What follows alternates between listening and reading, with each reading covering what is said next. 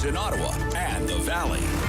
This is City News, now on 101.1 FM and 1310 AM. It's Tuesday, February 2nd. Good morning. I'm Andrew Boyle. Right now in Ottawa and in Smiths Falls, minus 9 degrees. Feeling a little colder, though, in the wind. Here's what's making news in Ottawa and the Valley. Wyatt and Willie predicted an early spring this morning. But what about the official view? Environment Canada is breaking down February weather for us. Senior climatologist David Phillips says the winter has not been tough at all and explains what you can expect. We're calling for it to be, again, next week pretty cool, but for the month as a whole, we think maybe normal to maybe slightly warmer than normal. And then going ahead, we think it will be kind of milder than normal. Now, he adds Ottawa might also be getting more precipitation than normal this month due to cold air coming from the west, but more mild air moving into our region from the east. City News Time, 9:01. Made in Canada vaccines could be the answer to the slow rollout of COVID-19 shots in Canada, and there's word an announcement on that front could be coming today. With the latest, here's Jamie Pulfer. COVID vaccines made here at home instead of relying on foreign production for the most sought-after product on the planet. Now, there have been tensions with the European Union already, where most of Canada's supply is coming from. So we're expecting a big announcement from Prime Minister Justin Trudeau today, something he hinted at back in August. Once a vaccine is proven to work, we'll also need to be able to produce and distribute it here at home. Now, Trudeau talking about investing in the biomanufacturing facility at the National Research Council in Montreal, set to be ready this summer. Industry Minister François-Philippe Champagne tells the Canadian press that they've been in talks with front-running vaccine makers in the world for months now.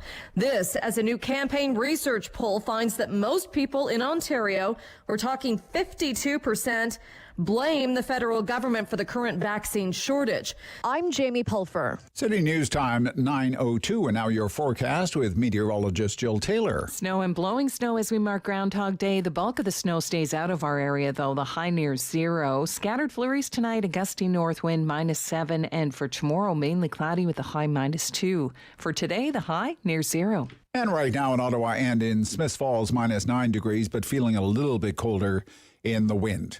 China's foreign ministry is calling on our country to thoroughly investigate an incident involving a T-shirt with a bat printed and staff at the Canadian Embassy in Beijing. China says it has lodged a formal complaint over these shirts ordered by staff allegedly mocking its response to COVID-19 in China. The bat appears to refer to allegations of virus spread from bats to humans in the city of Wuhan. The T-shirts reportedly ordered last summer. It's not clear if there are any in circulation right now, but they apparently don't refer to Wuhan and a bat, but the Wu-Tang Clan. A driver in Petawawa facing a number of charges after the OPP say a vehicle fled during a routine traffic stop. This all began on January 31st, around 1 in the afternoon, as police witnessed a vehicle speeding on Barron Canyon Road. Police did not pursue the vehicle for safety reasons at that time, but later in the day encountered the same vehicle on the same road. This time, officers attempted to stop it using a tire deflation device. Instead, the suspect vehicle struck a police cruiser and took off. Around 3 that afternoon, the vehicle was spotted once again. This time, the driver fled on foot. Police attempted to stop the vehicle. And the 23-year-old Jeremy Fernand Landry was arrested after a short foot chase. He'll appear in court in early March. I'm Andrew Boyle. For News Anytime, follow up online at ottawa.citynews.ca.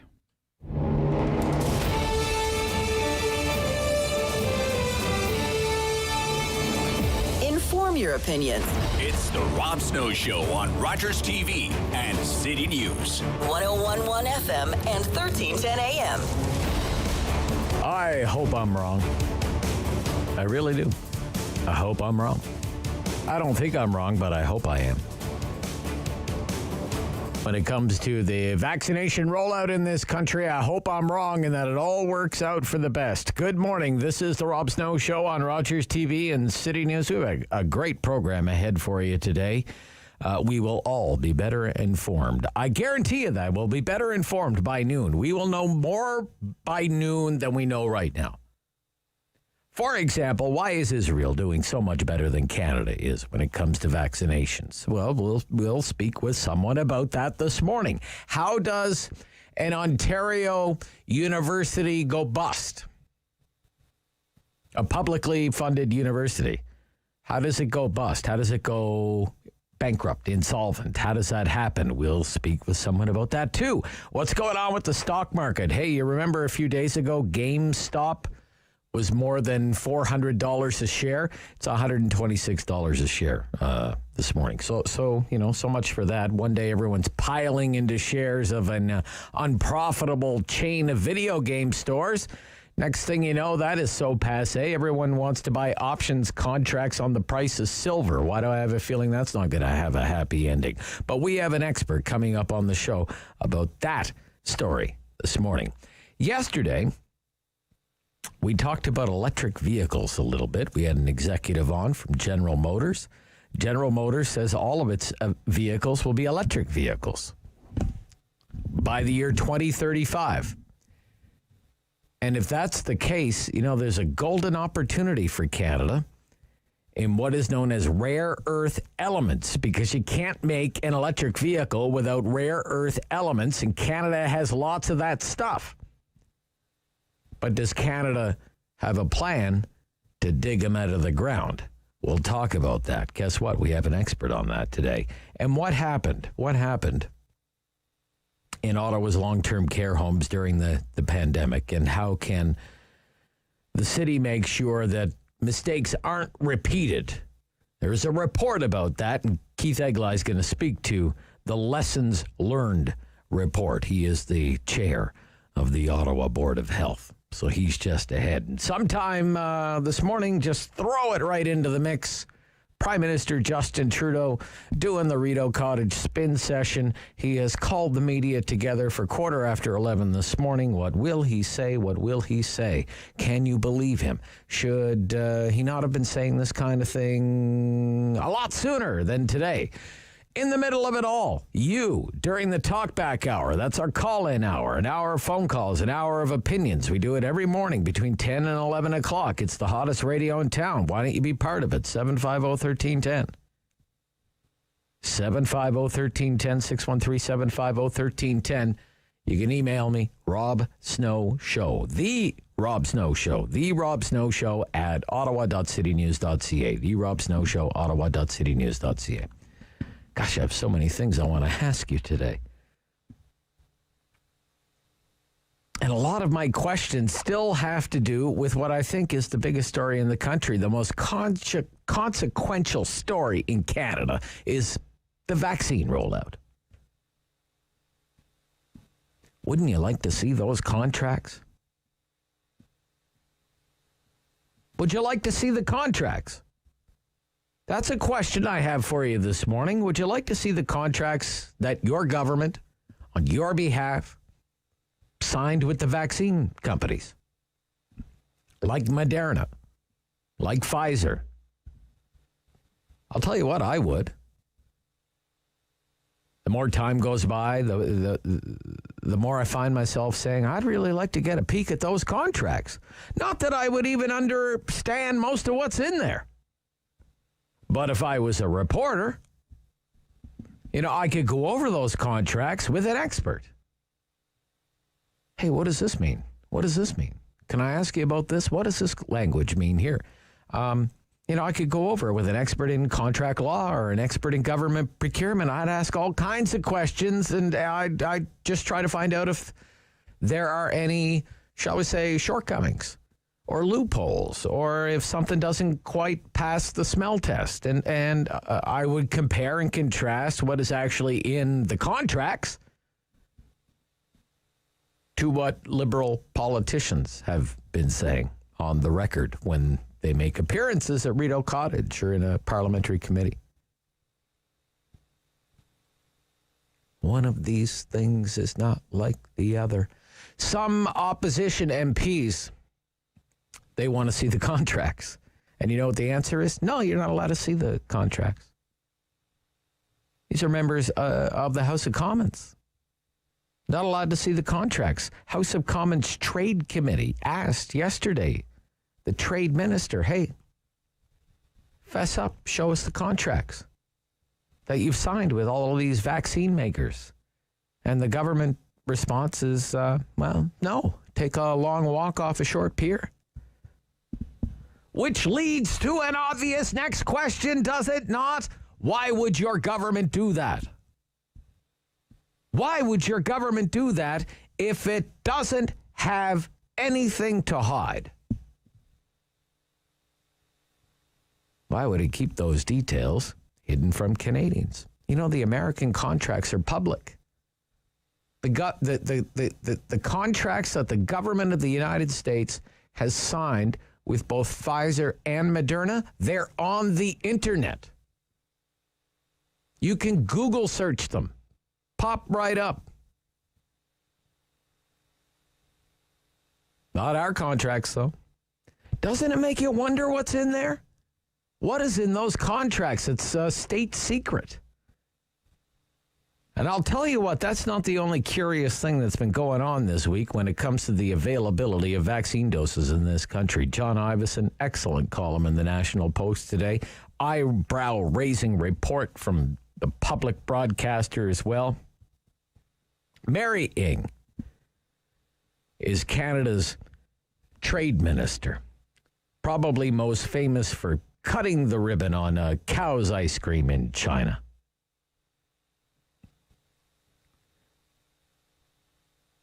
She told the Trade Committee yesterday that she has received assurances from her counterpart in the European Union that Canada will not be affected by this vaccine nationalism that's all the rage, the export controls, that now part of EU trade policy.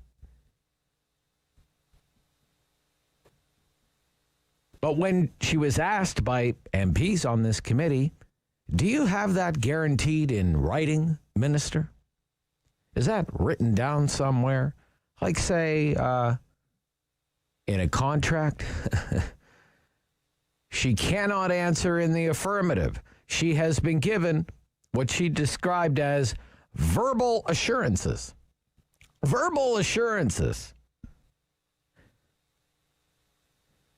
We are talking about tens, maybe hundreds of millions of doses of vaccines acquired at great cost by the Canadian taxpayer. Vaccines destined for the arms of Canadians sometime this year, we're told. September, they claim. And yet it's all you can do to get your government, our government, to show us some kind of legal document that would confirm any of this. Is any of this actually true? Or are we just supposed to all kind of take a leap of faith? Ladies and gentlemen, here's the math. Now, grown men cry when I do math.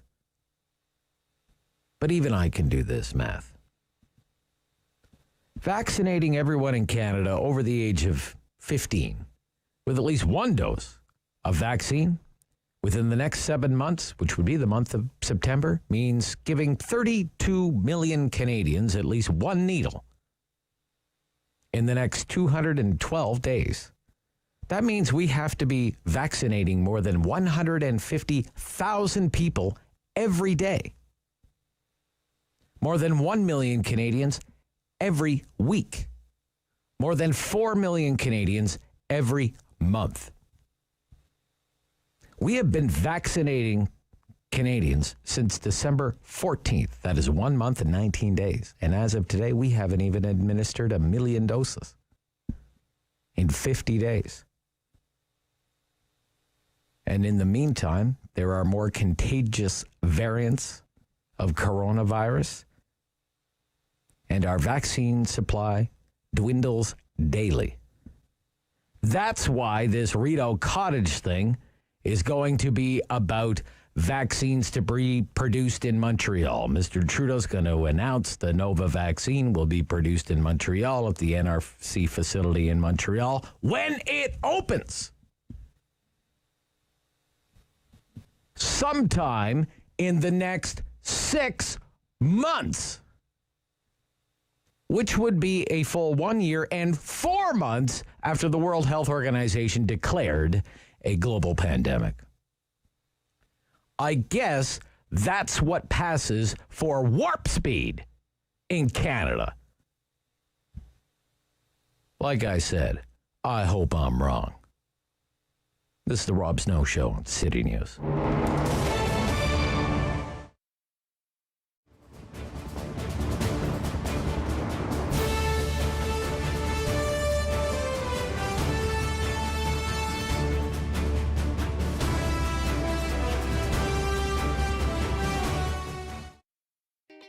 Experience Winterlude across Canada. Watch the virtual show exploring Canada's winter traditions. Meet the carvers of Winterlude's first national ice carving competition. Vote online for your favorite sculpture. Celebrate Canada's artistic diversity with Fosia, Ariane Moffat, William Prince, Tracy Trash, Cornet, Ria May, and the incredible Eladj Balde. Join us February 5th at 7 p.m. This is Winterlude.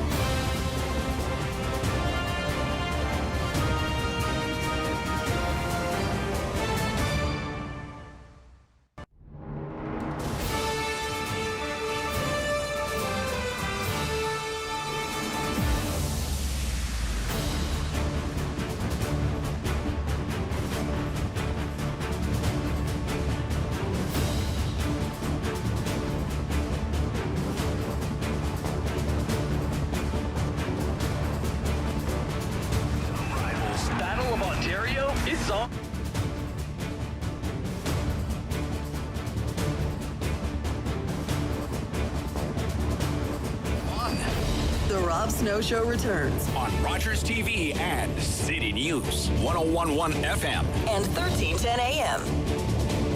The listeners, you know, one of the websites that I check out all the time, run by researchers out of Oxford, is ourworldindata.org. Ourworldindata.org. I'm on it right now, and it says cumulative COVID-19 vaccination doses administered per 100 people counted as a single dose may not equal the total number of people vaccinated depending on the specific dose regimen. And today's number for Canada, which is as of yesterday, February 1st, 2021, the Canadian number is 2.6. 2.6. So by comparison, Israel, the number out of Israel is 57. 57.6. We're at 2.6. They're at 57.6 in Israel. How do they do it?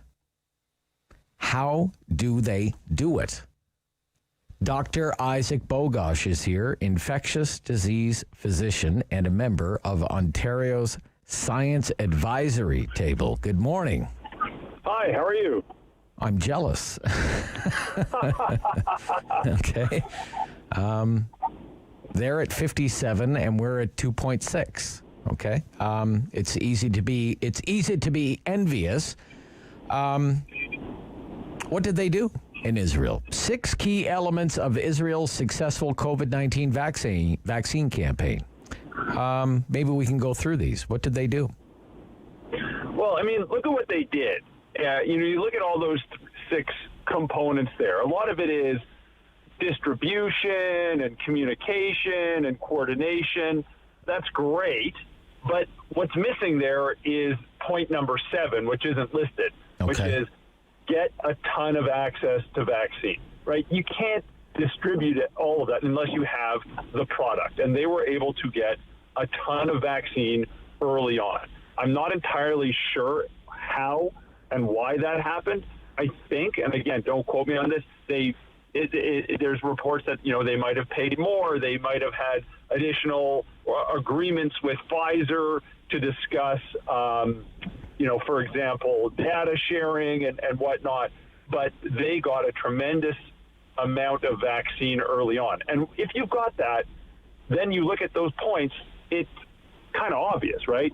Distribute faster, move the vaccine, communicate, organize, have good IT.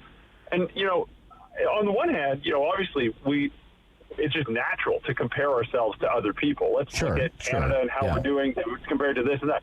Yeah. But if you look at Canada's plans from coast to coast, I can talk about Ontario because I'm part of the Ontario planning here. Yeah. But all the plans from coast to coast actually look very similar to Israel's plan.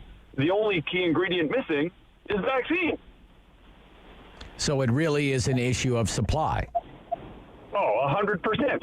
You can look at, it's all on the web. You can look at every province's distribution plan. Yeah. And, for example, in Ontario, you look at our stage 2, our phase 2 plan for distribution.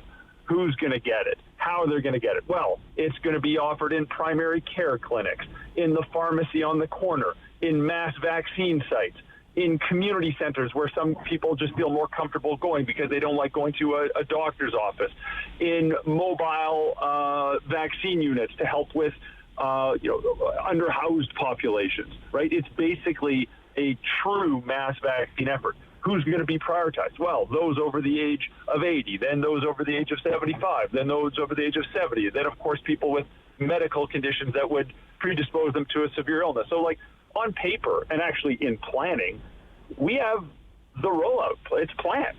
We just need the vaccine to do it. But behind closed doors, everything is happening to realize those rollout plans that are going to be very similar to Israel. We just need the vaccine. Okay. What do you think about some of these other, say, comparison points, though? Well, how can you compare a country, say, the size of Canada, or a province even the size of Ontario, to a tiny little speck on the map that you can drive from one end to the other, and at some points it's 8 miles wide? Israel, right? Is it even fair? Is it even fair, right? What do you think about that, Doctor?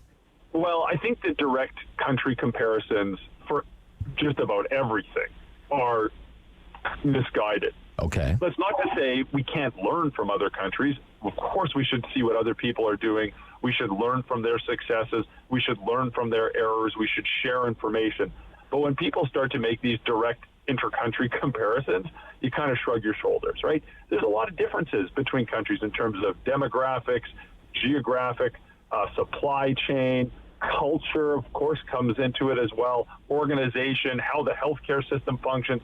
It's just very, very challenging. Now, not taking anything away from Israel. They have done a remarkable job on their vaccination front. They have just knocked it out of the park every step of the way. And of course, there are things that we can learn from Israel and apply here in Canada.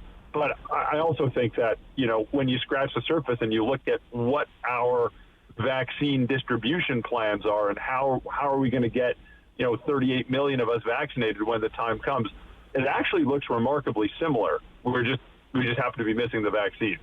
Now, it's not to say we don't have vaccines. Of course we have vaccines. We just have very little of them, and we're triaging them into the most needy of the needy, which is essentially long-term care, where the vast majority of deaths have tragically occurred. Yeah. How serious right now is the race against time, in your opinion, Doctor, because of the variants and the mutating strains of this virus? There's a lot of fear, and I don't know if it's fear that's warranted or if we're kind of feeding misinformation that the longer Canadians go without vaccines, they may be in trouble because the vaccine mutations could make the virus mutations could make the vaccines obsolete. What do you think? A couple of points. Okay. One is we don't have all the answers, so it's okay and, in fact, prudent to be careful. Okay. It's prudent to be careful when we don't have all the answers. We're learning more about these and expect policy to change, as it should, as data changes. The second point is everything that we know about the variants, you know, the one discovered in the UK, the one discovered in South Africa, the one discovered in Brazil, everything we know about these variants suggests that either they are more transmissible or the vaccines will not be as effective. But having said that, everything we know about the variants and from the experience of other countries, number one, even if with a more transmissible variant like the one that was discovered in the UK, you can still get this under control. Look at the UK curves. It spiked straight up, and now it's coming straight down. So conventional control efforts still work. You just have to make sure that they're really adhered to. You really have to make sure they're really adhered to, because this one can probably cause explosive outbreaks like we saw in the nursing home in Barrie and like we saw in the plant yesterday in Toronto. I mean, we got to be careful. It probably will result in more widespread indoor outbreaks. The second point, though, is the vaccines. And even though there's, I would say, diminished vaccine efficacy in infections caused by the variant discovered in South Africa, the vaccine still works. It still is protective against infection, just not as protective against infection. And in those who are unlucky enough to get infected, the vaccine still appears to prevent serious infection, including hospitalization and death. So while it's not perfect, it still does a pretty decent job. What does this mean for us in Canada?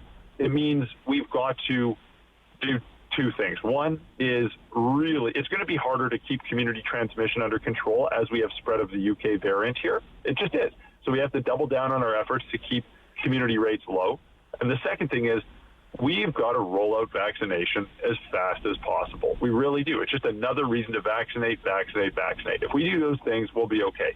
One last point is if you look in the crystal ball ahead, I'm making up a number. I don't know, 6 months, a year, or something. You know, we'll probably need a booster vaccine. We'll probably need an updated vaccine. That's probably on the horizon.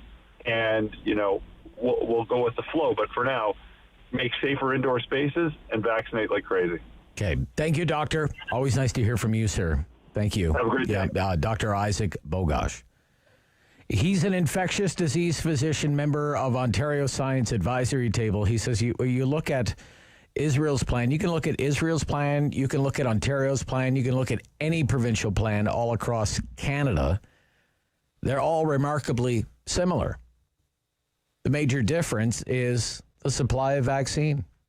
Professor Ian Lee from the Sprott School of Business joins us right after the news on City News.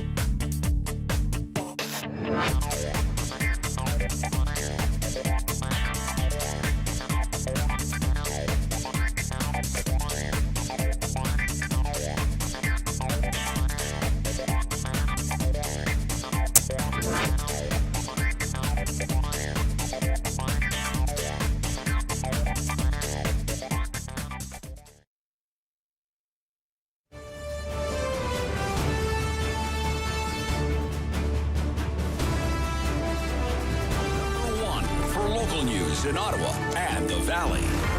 This is City News, now on 101.1 FM and 1310 AM. It's Tuesday, February 2nd. Good morning. I'm Andrew Boyle. Right now in Ottawa, -7. Feels like -14. In Smiths Falls, -8. It feels like -13. Here's what's making news this hour. Federal government is moving quickly to start production of COVID-19 vaccines in our country. Prime Minister Justin Trudeau expected to make an announcement this morning. There is growing concern about Europe's new export controls on the vaccines that are manufactured there, putting Canadian shipments at risk. The PM expected to address this and other subjects at 11:15 this morning. Groundhog Day does mean a little lighthearted poke at predicting winter, and while our region will get an early spring, according to the rodents, Environment Canada's Dave Phillips says he expects Ottawa and area will be a slightly warmer February than normal after a cold week again. That's coming up next week. As we get a dusting of snow today in the capital and temperatures warm up by comparison, maybe a great day for a skate on the canal. It's the first time in 2 winters the entire length is open. At 8 o'clock this morning, the NCC opened the entire length to skaters. Now, there are COVID measures in place, like you are asked to wear a mask on the canal. There are also no refreshment or rental huts open. City News Time, 9:32. I'm Andrew Boyle. For news anytime, follow up online at ottawa.citynews.ca. He's a pillar of community opinion. The Rob Snow Show returns On Rogers TV and City News. 101.1 FM and 1310 AM. And he is the poor professor from the glebe, the bad side of the tracks in the glebe. Ian Lee is back, Sprott School of Business, Carleton University Associate Professor of Management. Good morning. Good morning, Rob. And just so everybody understands, I don't live on Clemmo. Oh, no, That's where the important people live. Of course, I'm at the back end of the glebe where, the plebs are, the plebeians, okay. the working class, the proletariat. The professors with the dirt under their fingernails. That's it. Yeah, I have to ask you, how does a university in Ontario go bankrupt? Laurentian University in Sudbury is filing for creditor protection. It's insolvent. Yes. How does that happen? This is an extremely important story, not because it's about Laurentian. I believe that this is truly a harbinger of the times as we go forward. And I'll get to Laurentian and universities going bankrupt in a moment, but let me make my broader argument first. Governments and progressives and prime ministers have been arguing that, oh my goodness, households and individuals are in desperate shape, which is absolute nonsense. We have over 13 trillion of assets and on only 2 trillion of debt. The net worth of Canadians is over 300,000 per person, according to StatsCan. Corporations are very resilient. Yes, a small 10% of GDP. The airlines and the bars and the restaurants are in absolutely terrible shape, but much of the economy is doing very, very well. I argue the real story is the broader public sector, and not the federal, but provincial governments, municipalities, universities, colleges. Okay. That's the broader public sector, and there's a reason for this. They don't have they don't have a printing press called the Bank of Canada. They can't print money, and their sugar daddy, that's the government of Canada, is now at unprecedented levels of indebtedness, and they're looking after themselves, looking after their own strategic objectives and needs, and they've already said, we're not bailing out the provinces, we're not bailing out the cities, and that includes indirectly provincial universities. So my point is, going forward, they can't count on the federal government, and the sub agencies below the province, the cities and universities, can't count on the provinces, because the provinces are deeply, deeply in debt, and it's going to get much, much worse with the doubling of the population, going 12% over 65 to 25% over 65, and the concomitant enormous increase in healthcare costs, because older people consume vastly greater amounts of healthcare than younger people. So that brings us up to Laurentian. Right. What happened, first off, people may not understand, they think that we're just the departments or subsidiaries, if you will, of the government of Ontario or whatever. Right. We are not.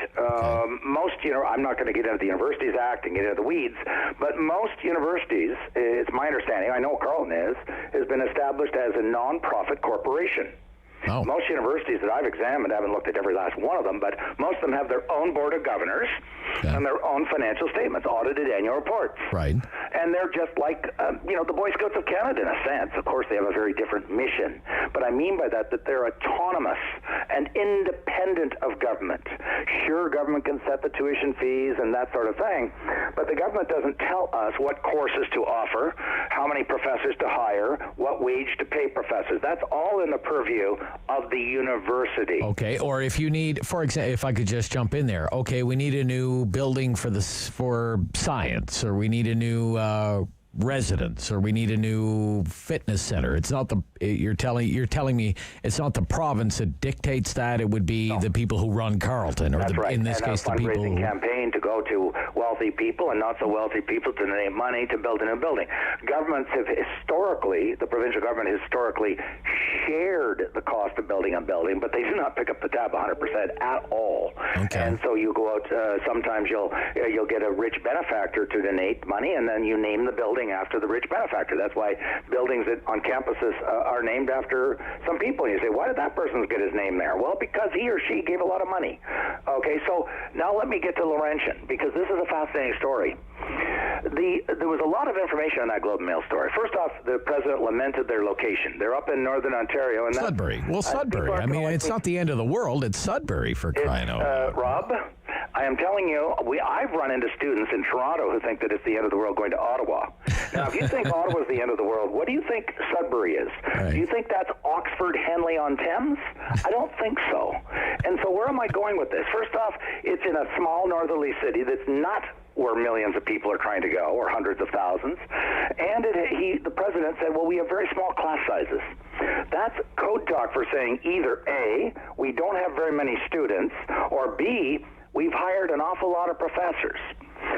I would love to have small classes. I've never in 33 years had small classes. I'm not whining. I'm not complaining. That's the existence today. If a university is to be successful, Carleton, I believe, is one of the best managed universities in Canada. If you look at our financial statements that are on the public record, we're in vastly better shape than most of the universities in Ontario, probably all of them. But there are universities in very bad shape. This decision today was a shot across the bow to every university in Canada, certainly every university in Ontario, but the government of Ontario. We are not bailing you out. That's the first message. The second message, and not only that, they said we're going to make changes to make sure this doesn't happen again. Right. That's code talk for saying that they're going to put in policies or legislation that prohibit a university from going into debt and then running deficits that they then have to borrow from the bank. That in turn means layoffs. Everybody has to understand, universities are roughly 90% salaries. Okay, we're roughly 90. Big salaries, big salaries too. Big salaries. Yes, right? Yeah. And the only way you can really cut a deficit in the university is to lay people off. Whether it's faculty, whether it's support staff, I won't get into that debate. And so what happened at Laurentian, and I went to their homepage, and I think here's part of the problem. And I don't mean this to be critical at all of anybody, but they said we are the northern hub for culture. I'm sorry, I had it a moment ago. It was basically for Northern culture, Francophone culture, and Indigenous culture. That's great. That's wonderful. How many people across Canada want to get a BA in Northern culture and a degree in Northern culture or in entertainment and Northern culture? The numbers suggest not very many. You can say, don't be so judgmental, Ian. That's not where I'm going. The universities going forward are going to have to cut their cloth accordingly. And if you've only got small enrollment, you can't have big numbers of faculty. And so what this is going to mean going forward is that universities are going to be forced, and I've been predicting this for literally several years, that this day of reckoning was coming as the provinces put more and more resources into healthcare because of the aging of the population, and they're going to take it from other parts of the budget. And education is the second largest expenditure in the budget. And so I'm predicting that there's going to be layoffs in future because the enrollment is not there any longer. And I don't think that this is going to affect as much the mainstream universities. I think that I predicted that the regional universities, Laurentian, Nipissing in North Bay, the University Lakehead in Thunder Bay, these smaller universities with small enrollments are going to be much more vulnerable. I would say in the Maritimes the same problem is going to occur. They've got 1 million people in Nova Scotia. That's the size of Ottawa. Yeah. And they have 13 universities. Imagine if Ottawa had 13 universities, the city of Ottawa. Right. Well, Nova Scotia has 13 universities, and it's the size of Ottawa. So there is profound change coming going forward to the broader public sector, and especially to universities, I predict. Okay, so that's Laurentian University. How did Newfoundland go bankrupt? There's a new report. I shouldn't laugh. There's a new report out there. It's from the C.D. Howe Institute, a familiar name to you and me, maybe to some of our listeners. Don Drummond of the Drummond Report, back during the McGuinty days, former bigwig in the Department of Finance under Paul Martin, former chief economist at the Toronto Dominion Bank. New report from the C.D. Howe Institute on how it all went so bad for Newfoundland and Labrador. What does he say? I mean, he said he actually came up, it was cautiously positive, but I thought there was so many caveats, it wasn't funny. He said they can still pull it out, but his prescriptions are very, very tough. I mean, they were talking massive cuts. And, it's the same problem. It's the same old. I mean by that, it's the problem of Laurentian. Their expenditures are much greater than their revenues, or if you prefer, their revenues are too small to support their expenditures. It really doesn't matter. You can't run a university and pretend you've got 25,000 students if you've only got 5,000 students. You can't run a province with 500,000 people. That's the population of Newfoundland. It's half of the city of Ottawa. Half the city of Ottawa, and they're spending billions annually. Their net debt right now today is almost $16 billion. They're half the size of our city. Ottawa right now, I think we're up to $2 or $2.5 or $3 billion because of LRT, and there's a lot of people tearing out their hair over our $3 billion indebtedness. Well, that's just chicken feed compared to Newfoundland and Labrador, and so there is a day of reckoning coming. Some partly for the federal government, because this is going to fall on them. They're bailing out Newfoundland and Labrador right now because the Bank of Canada is buying the bonds of Newfoundland and Labrador that the private sector won't buy. So are they going to keep doing that forever? And what happens when New Brunswick is in the same position? Because it's very, very deeply indebted. And Manitoba, I mean, the PBO has shown that most of the provinces in Canada are unsustainable financially in the medium term as the healthcare costs continue to go through the roof. This has nothing to do with COVID. I mean, COVID's exacerbated it for sure. But the problem is long predates. Well, I mean, I could pull up old tapes of you and me talking about the looming insolvency of New Brunswick from 5 years ago, for crying out loud. Yes. Right. And so, I would argue, I'm going to use colorful language. I mean, I think the party is coming to an end. Yeah. We have lived since the 60s throughout my entire life. And the lives of many other people. We've lived in an era of an incredibly wealthy country, an era of plenty. Nobody ever said no to universities growing. It was just preordained. Education budget grew, healthcare budget grew, everybody's budget grew. You just kept on growing. You don't have to leave Sudbury to go to university. There's going to be right. That's right. You don't have to go to a big city like Ottawa. Or Toronto. We're gonna have a university in almost every town of almost any size at all, including North Bay with 100,000 people, and we're going to have hospitals everywhere. And what I'm suggesting is, I think that going forward, driven by the aging crisis, which is going to slow down the economy significantly, according to everybody who has studied this, and that means that the revenues flowing into the federal and provincial government are going to slow down significantly. This is for the next 30 to 40 years. This isn't the next 2 years. So this is going to be our reality going forward. And in plain English, what it means, I think, is that municipalities like the city of Ottawa and universities are going into a brave new world, and many of them don't even know they're going to a brave new world. We have counselors, they're engaging in frivolity. with their, urban boundaries. We're going to stop growth, and we're going to stop pipelines, and we're going to stop oil and gas companies. And we're moving into an era where growth is declining very dramatically. And they're not even aware that the sugar daddy of the City of Ottawa, which is the government of Canada, is engaging as we speak behind closed doors how they can downsize the public service and downsize the footprint in downtown Ottawa, which is going to have a profound impact on the revenues of the City of Ottawa. Do you hear one single councillor or the mayor even talking about that? They're oblivious. They're like the music, the orchestra on the Titanic. And I really do believe that the government, federal and provincial, is not going to bail out municipalities. And I think that in about 2 years' time, when this recognition finally hits us in Ottawa and the City of Ottawa and other cities in Ontario, there's going to be a very rude awakening, and people are going to be discussing things that they never thought was even contemplatable, which is cuts, absolute cuts, absolute downsizing. Right now, this is anathema, especially to the urban councillors. They said, we won't even contemplate this, but that's like Laurentian University. They woke up and they had to declare bankruptcy. Why? Because the government of Ontario has said, we are not saving you.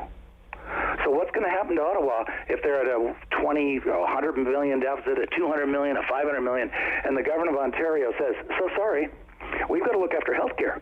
We are not saving you. We're not bailing you out. Yep. Okay. Look, when we come back, a few more things. You've been following the adventures on the Reddit stock trading boards. Yes. Yeah, that's interesting. I'd like your... Very much. Certainly like your take on that. And the economists are all saying interest rates are going to go up. I'd like to ask you about that a lot sooner than maybe some people think. Yes. Ian Lee is with us. He is a professor at Carleton University's Sprott School of Business, and this is the Rob Snow Show on City News.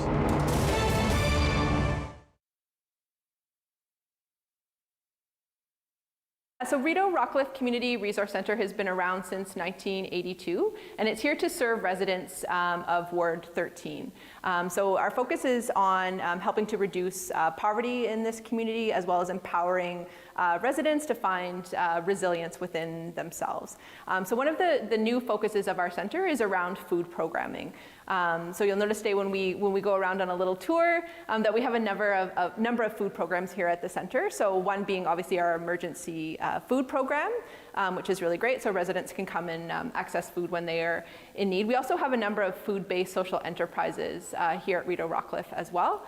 So one being the Ottawa Good Food Box, another being Market Mobile. One of our new initiatives that started this year as response to COVID is called Good Food on the Move, and it's a click and collect online store, and we have 7 pickup locations throughout the city. More sort of local here for Ward 13 residents, we've also started a free produce market as well. So community members can come on Wednesdays and Fridays and be able to access additional free fruits and vegetables.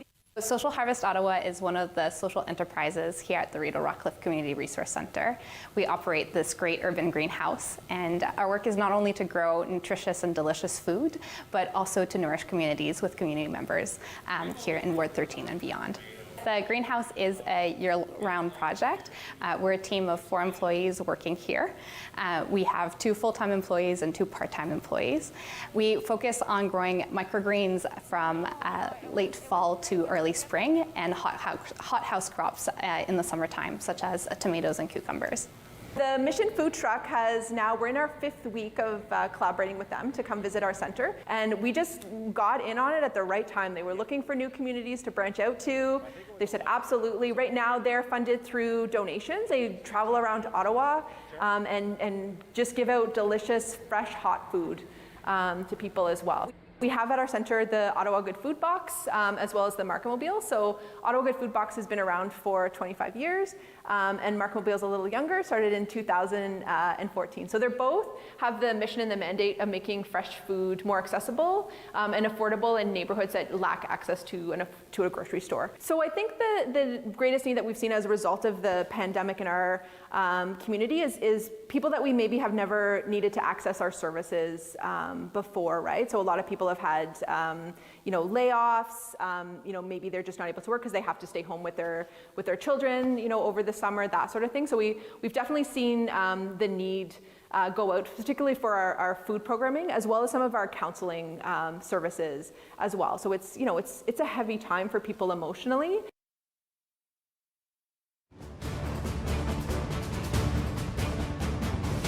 Ottawa icon. The Rob Snow Show returns on Rogers TV and City News. 101.1 FM and 1310 AM. Professor Ian Lee here. Sprott School of Business, Carleton University. The Reddit revolution.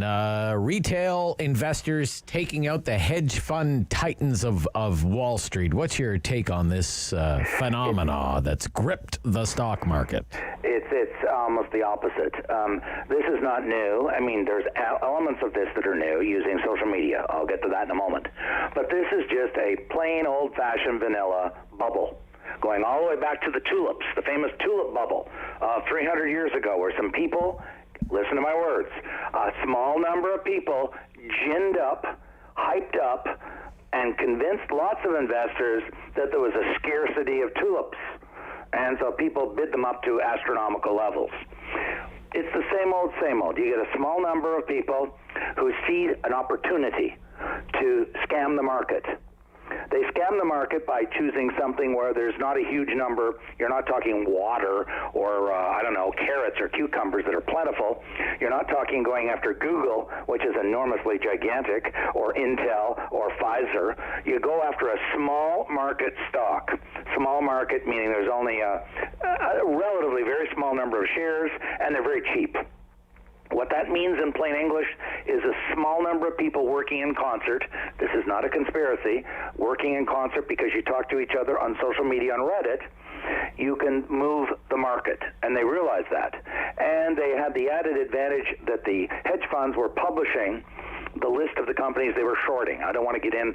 It's too long to get into what a short is. The stocks they bet they were go betting down against the price of these particular stocks that were companies that were either flatline like BlackBerry because they'd already collapsed, or in the instance of the video game company, was the company had lost money for 5 years in a row. It was in shopping centers that were closed because of COVID, and they were selling used video games that nobody uses anymore because you now stream video games on the web. Right. And so they went after this kind of a company, and they ginned it up and revved it up and convinced a whole bunch of other small guys coming in. This is the key part of the story. So this small number of initial investors, retail investors, ginned it up, and lots of other small investors who were inexperienced, not knowledgeable, started to panic. Oh my goodness, it's going up, I'm going to lose out if I don't jump in too. The big guys exited very quickly. They closed their positions. This has been well covered in the Wall Street Journal. So the hedge funds, which was the ostensible rationale for doing this, to disguise their own selfish greed, the hedge funds got out. Some of them took loss. One did take a big loss. Okay, so what? Oh, yeah. They can afford it. They got an enormous amount of money. Yes. We won't shed a tear. We don't shed tears for hedge fund managers. No, we don't. Okay. So who is taking the loss and will take the loss when these shares come back down to earth because they're wildly in excess of their underlying true value? Right. People can say, how do you know that? Because you look at the fundamentals.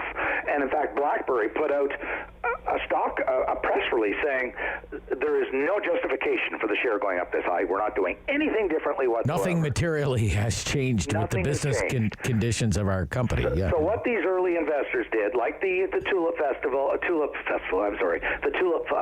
speculators, is they ginned it up, they hyped it up, sucked in lots of other small investors to go in, and these last ones standing, like in a game of musical chairs, are going to be left holding the bag and losing their life savings. So in 1 month or 2 months or 3 months, we're going to be hearing stories about people who've been wiped out because the share collapsed and they lost their life savings. It's down 50% right now. Yeah. Today.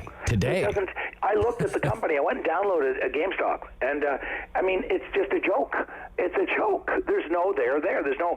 I teach strategy, and one of the big things you. Well, I mean, there was a time when this was a real business, just like when Blockbuster Video. Yeah, but when Blockbuster Video was a real business, right? Exactly.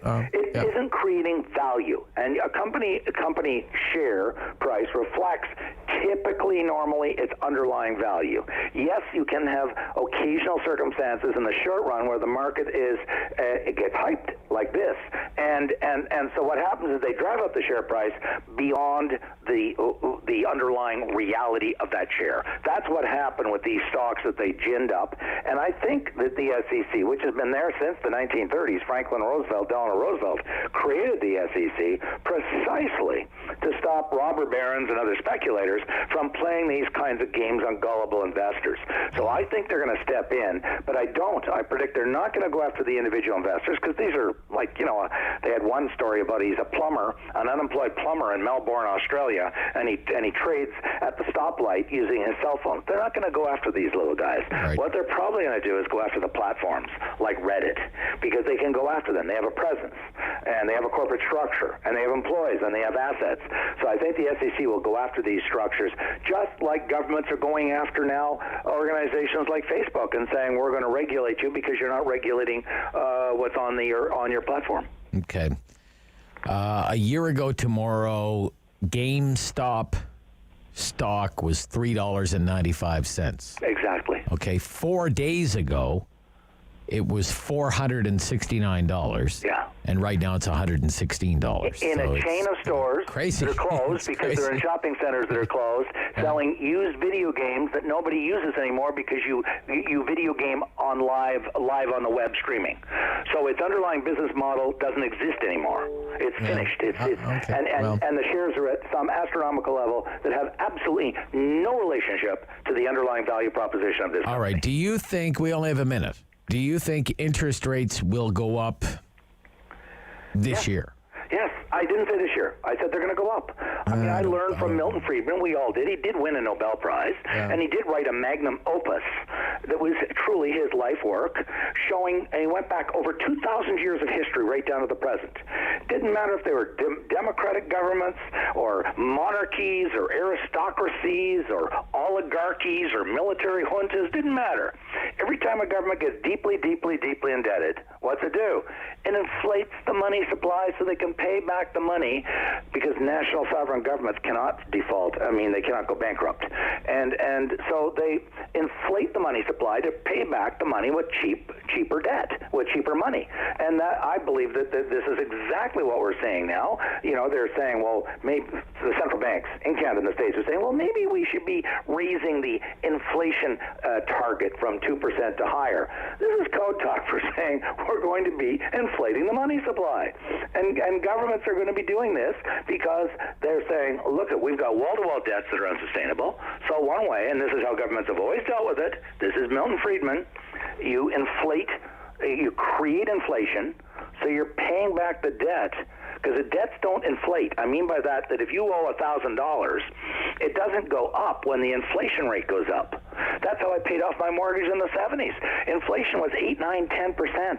And so I was getting wage increases of 8, 9, 10%, and my mortgage never changed $1. In fact, I was paying it back with ridiculously cheaper money. And that's how the boomers got rich in the 70s and 80s, the 70s. All right. That's exactly how we did it. Interest rates are going to go up. We got to run. We'll talk to you next week. We'll see what the world looks like then. Thank you. Okay. Professor Ian Lee from the Sprott School of Business at Carleton University. Always a hot take on everything. Your hot takes most welcome. 750-1310. Join us, will you, for the Talk Back Hour. Coming up next on City News.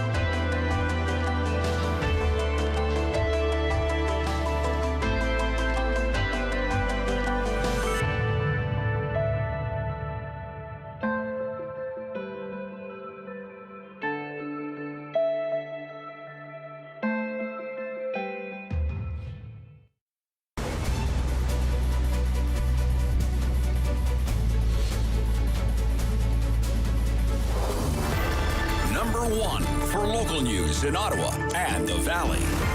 This is City News, now on 101.1 FM and 1310 AM. It's Tuesday, February 2nd. Good morning. I'm Andrew Boyle. Right now in Ottawa, -7. In Smiths Falls, -8. Feeling slightly colder in the wind. Here's what's making news in Ottawa and the Valley.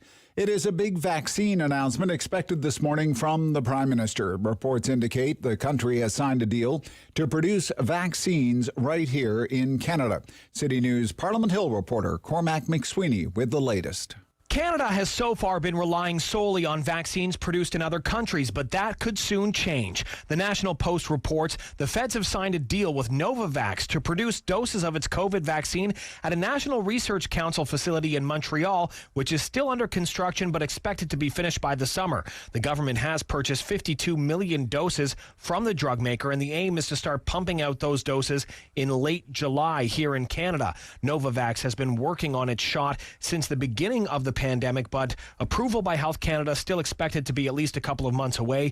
Recently released trial data shows this vaccine is 89% effective against COVID and can help protect against the UK variant. Canada's only two approved vaccines are Pfizer and Moderna, which are both produced in Europe. That has recently sparked concern since the EU has put in place new export controls that could disrupt our supplies. The Trudeau government says it's received assurances from multiple EU officials that we will not be impacted, but there's no written agreement. The Prime Minister will speak in just over an hour. Cormac McSweeney, Parliament Hill. City News Time, 10:02. And now your forecast with meteorologist Jill Taylor. Snow and blowing snow as we mark Groundhog Day. The bulk of the snow stays out of our area, though. The high near 0. Scattered flurries tonight, a gusty north wind, -7. And for tomorrow, mainly cloudy with a high -2. For today, the high near 0. And right now in Ottawa, -7. In Smiths Falls, it's -8. Now, Wiarton Willie has predicted an early spring for us. Environment Canada is calling for an above-average February in Ottawa. According to senior climatologist Dave Phillips, next week will be cooler, but the month as a whole is looking slightly warmer than normal. He tells City News what else is on the horizon for this month. We might see also, we're calling for a little bit more, perhaps maybe precipitation in the month of February, and that's probably because there's going to be a lot of cool air out west and a lot of sort of mild air in the east. Now, Phillips does say that this week is showing ideal winter weather for the city. Unexpected design and construction issues are going to push back delivery of the first of 15 new warships being built for the Royal Canadian Navy, and the pushback is years. Defense Department says it means the government will have to spend more money on its 12 aging Halifax-class frigates to keep them afloat longer. But it insists the $60 billion project does remain on budget thanks to some built-in contingencies. Donald Trump is facing a deadline. It's noon Eastern today to answer to impeachment charges. In a written submission to the U.S. Senate, House Democrats will make their case to convict the former president on an article of incitement of insurrection. Emmy and Tony Award-winning actor Hal Holbrook has died at the age of 95. Hal Holbrook was best known for his many performances as Mark Twain on stage and on television. I came by railroad. It was one of those trains that gets tired every 7 minutes. I has to stop and rest for 3/4 of an hour. Holbrook loved acting and told ABC's Robin Roberts, "Oh, why do you keep working?" And I said, "What am I going to do, play golf? Acting is more fun than golf." Holbrook was married to actress designing women's star Dixie Carter, who passed away in 2010. Bill Deal, ABC News. And I'm Andrew Boyle. For News Anytime, follow up online at ottawa.citynews.ca. It's time to talk back On the Rob Snow Show. Have your say and call now. 613-750-1310.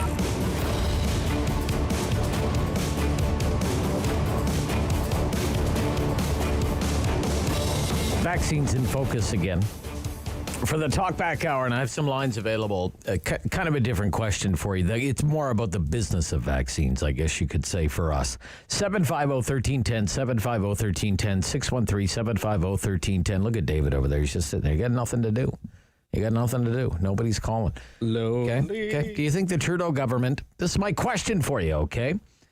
Do you think the Trudeau government should release the contracts, the details of the contracts that it has signed with the vaccine companies. All of the contracts with all of the vaccine companies. Let's get the details. What is actually in these contracts? Should it make those details, those contracts, public so Canadians know what their government has agreed to?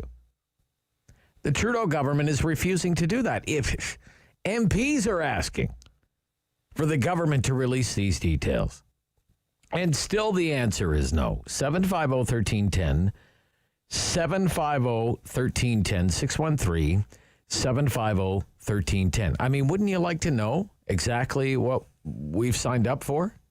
Wouldn't you like to see those vaccine contracts? What are we really guaranteed? What's in those contracts, Trudeau? If I was at Rideau Cottage today, that's what I'd be pinning him down on that. What's in those contracts, Trudeau? What's in those contracts? What are you hiding? What have you got to hide, Trudeau?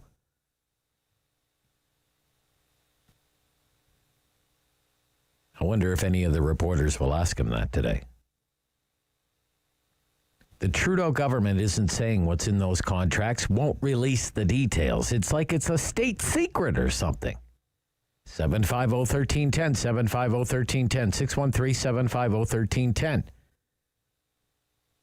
We just have to take the government's word for it. That we really are going to get all of these doses, and they really are going to arrive on these set dates. Oh, by the end of March. And most of us will be vaccinated by September. I'll tell you why this piqued my curiosity. I'm not usually this out to lunch, but I'll tell you, it piqued my curiosity this morning. I'm getting ready for this show, and I'm reading a news story from the public broadcaster. It's all about Mary Ng's appearance before the parliamentary committee yesterday. John Ivison followed up with a great column this morning, so I know I'm not totally off my rocker. But the headline in the CBC story, read it for yourself. Maybe you have the same concerns that I do.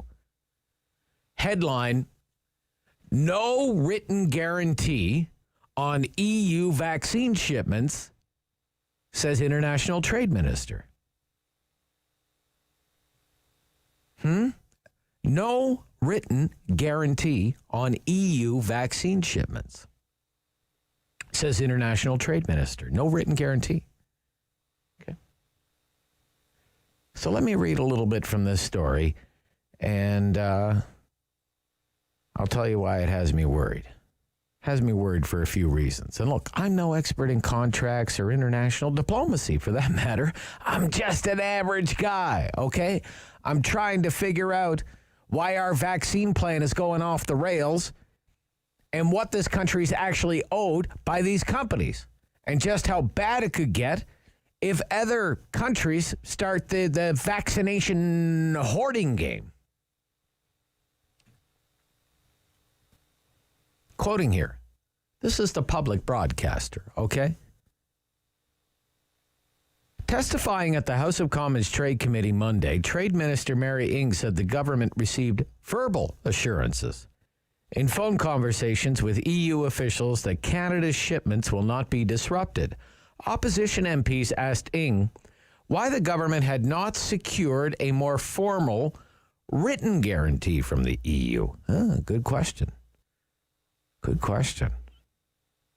Ng said she spoke with the EU Trade Commissioner while the Prime Minister discussed the issue with the European Commission President. Quote, Mary Ng, I reiterated that Canada has advanced purchase agreements with vaccine manufacturers in Europe, and we expect that those agreements be respected, Ng said. So that's CBC News, okay? So if you've been paying attention to this story, you know that vaccine nationalism is on the rise, and it's primarily because of a dispute among the EU, the UK, and AstraZeneca. The EU says AstraZeneca isn't living up to its agreement with the EU, and that EU doses are actually staying in the UK. AstraZeneca is headquartered in the UK, in Cambridge, and it worked on this vaccine with Oxford University researchers. So because of that row, the EU has said we might block shipments of all vaccines to other countries, so-called third countries, and we're one of those countries. Each member state in the EU would have to get prior authorization before they can export any vaccine doses out of the bloc. And you know what? There are more than 120 countries that are on a list that are exempt from that move. And Canada's not on that list. Canada is not one of those exempt countries. Now, you can't help but wonder, if you're a curious person, why is that?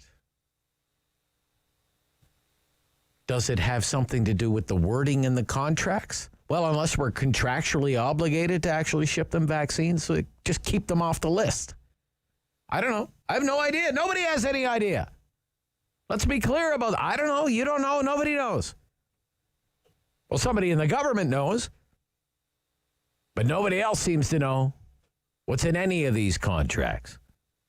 Demands are made by our elected representatives, for crying out loud. We'd like to see the contracts, release the contracts. Nothing of the sort in the offing from the Trudeau government. Don't you think that's cause for concern? Shouldn't people be curious about that? There's a list of more than 120 countries exempt from these export controls. We're not one of 120 countries. But Israel, which is way ahead of us, way ahead of all countries, is exempt from these export controls. Who knows what's going on? Maybe if we could get a peek at these contracts, maybe we'd be able to shed some light on the matter. So that's one cause for concern. And then you just think, what is Mary Ng spinning here? International Trade Minister. When she appears before this committee, verbal assurances? Nothing on paper? Nothing written down? You don't even have an email? How about a fax? Can you get a fax? Anybody use a fax machine anymore? No kind of like legal guarantee? A verbal assurance. This is the best we can get? A verbal assurance? We have no written guarantee that the EU will give us what we're supposed to get? And then you think about who the trade minister is dealing with. Government officials. Government officials who have political interests in mind. Do you think these government officials in the EU are really that concerned about the vaccine supply in Thunder Bay or Red Deer? Government officials, not company officials. She's dealing with basically political people. And that's a big-time problem. Political problem. I don't know. Maybe I'm worried for no reason at all. Maybe the contracts have nothing to do with... Maybe my fears are completely irrational. But you know what? It's part of the human condition to fear the unknown. And one thing we don't know is what this government has signed us up for, because it won't tell us. It refuses to tell us, refuses to release the details of these contracts, even heavily redacted versions. And what does that do? Feeds the beast. It makes you wonder even more. What's in those contracts? Show us. 750-1310. Back right after this with your calls.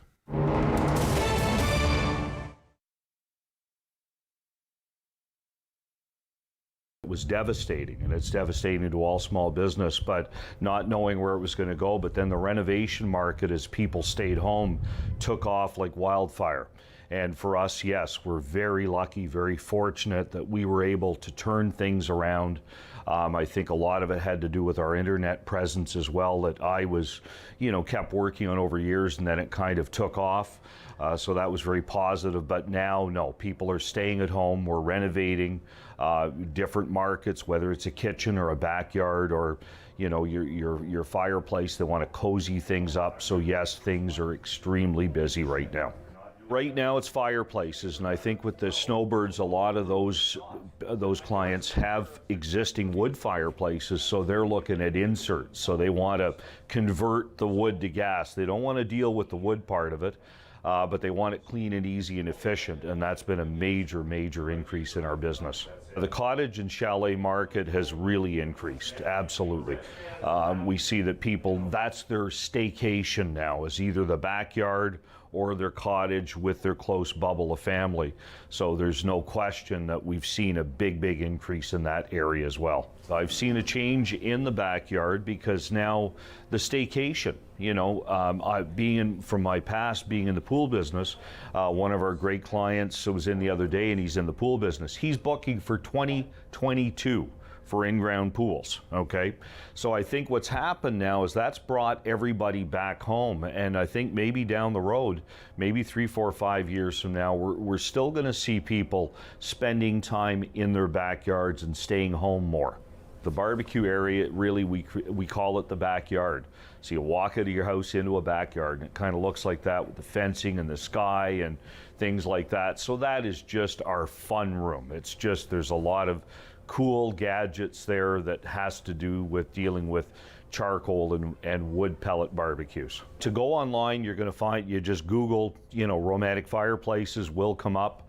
The one nice thing about our work is that when the Google reviews and the Google pictures are phenomenal. We're uploading stuff every day. I have at least 1,000 jobs, real jobs that you can take a look at, either on the Google pictures on the drive, or if you go to our website at romanticfireplaces.com and click on Our Work, that's where we used to load lots of them up, but there's lots of pictures there too. But the great thing about that is they're real. There's testimonials there about people talking about our team. And our team here is unique to everybody else. It's two small teams, but these fellas work for me. They're our guys. So when they go into your home, they care as much about your house as you do. They're open at 613-750-1310. Now, the Rob Snow Show continues. I'm so worked up today about this. Okay. Talkback hour, 750-1310. Wolfhard. Right. This is Wolfhard. Good morning, Robert. Good morning, sir. Thank you for calling. Appreciate it. Should the government release those contracts? Robert, I think they should, and that's for two reasons from my perspective. First of all, such an important issue as this access to vaccines should actually be discussed and dealt with completely openly. That means the one reason is, of course, the Access for Information Act. The other one I see is the government needs to be open and transparent about this because the government needs to build trust with the people who rely on them, especially in times like these. There's been a lot of anxieties growing along the lines of the whole virus discussion, and then now with the vaccine is just getting worse. That's my basic opinion. Yeah, it's a good one. Trust, openness, transparency, right? Also, right. Also accountability, right? We're basically, every day, we're given assurances, verbal assurances. Mr. Trudeau today is going to offer verbal assurances at a plant in Montreal run by the National Research Council will be open sometime in late July. Okay, all well and good. What will the vaccine supply be like by then? What is it in the agreement with Novavax that could potentially derail that? It would be nice to know these details. So why don't you release the contracts? Absolutely correct, Rob. And I think it shouldn't only be this contract. It should be, as I said, the whole across the board. The whole story about COVID. Where did it really originate? How dangerous is it really? Who are the people who are affected? And exactly what is the plan? Not only to get the vaccines into the country, but also what's the exact plan? What's the exact timetable? Who's going to be vaccinated when? And who really does need the vaccine, or who could step back for a moment and say, let's give it to the more vulnerable. All of these plans, I think, need to be made transparent too. And this is not only the federal government. Again, this is across the board. Provincial governments, city governments, you name it. Okay. Thank you, sir. Thank you for your call. Say what you will about the United States. The U.S. government contracts with Pfizer and Moderna, they're public. Okay? Public information. They're on the internet, for crying out loud. You can find them. I found them this morning. I just did a Google search for them. And that was the Trump administration. Are you telling me the Trump administration was more open and transparent than the Trudeau government? I found those contracts this morning. There are pages blacked out, but and I have no doubt if these contracts were released in Canada, there would be pages blacked out, sensitive corporate information, corporate secrets, trade secrets, maybe even some state secrets in there. But you can find those contracts on the internet. It's pretty easy. The Pfizer and Moderna contracts with the U.S. government. I found them this morning. Plenty of information to be gleaned from them when you read the contracts. There have been news reports about some of the shortcomings in those American contracts.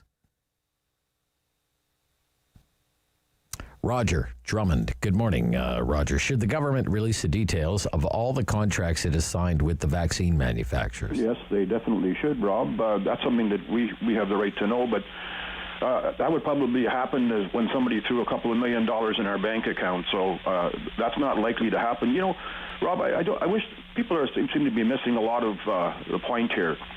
This government came to power almost 6 years ago saying they'd be the most open and transparent government in the history of Canada, and they've done nothing but be very untransparent. I mean, there's nothing, we don't know what's going on with just about everything that this government's done so far, you know?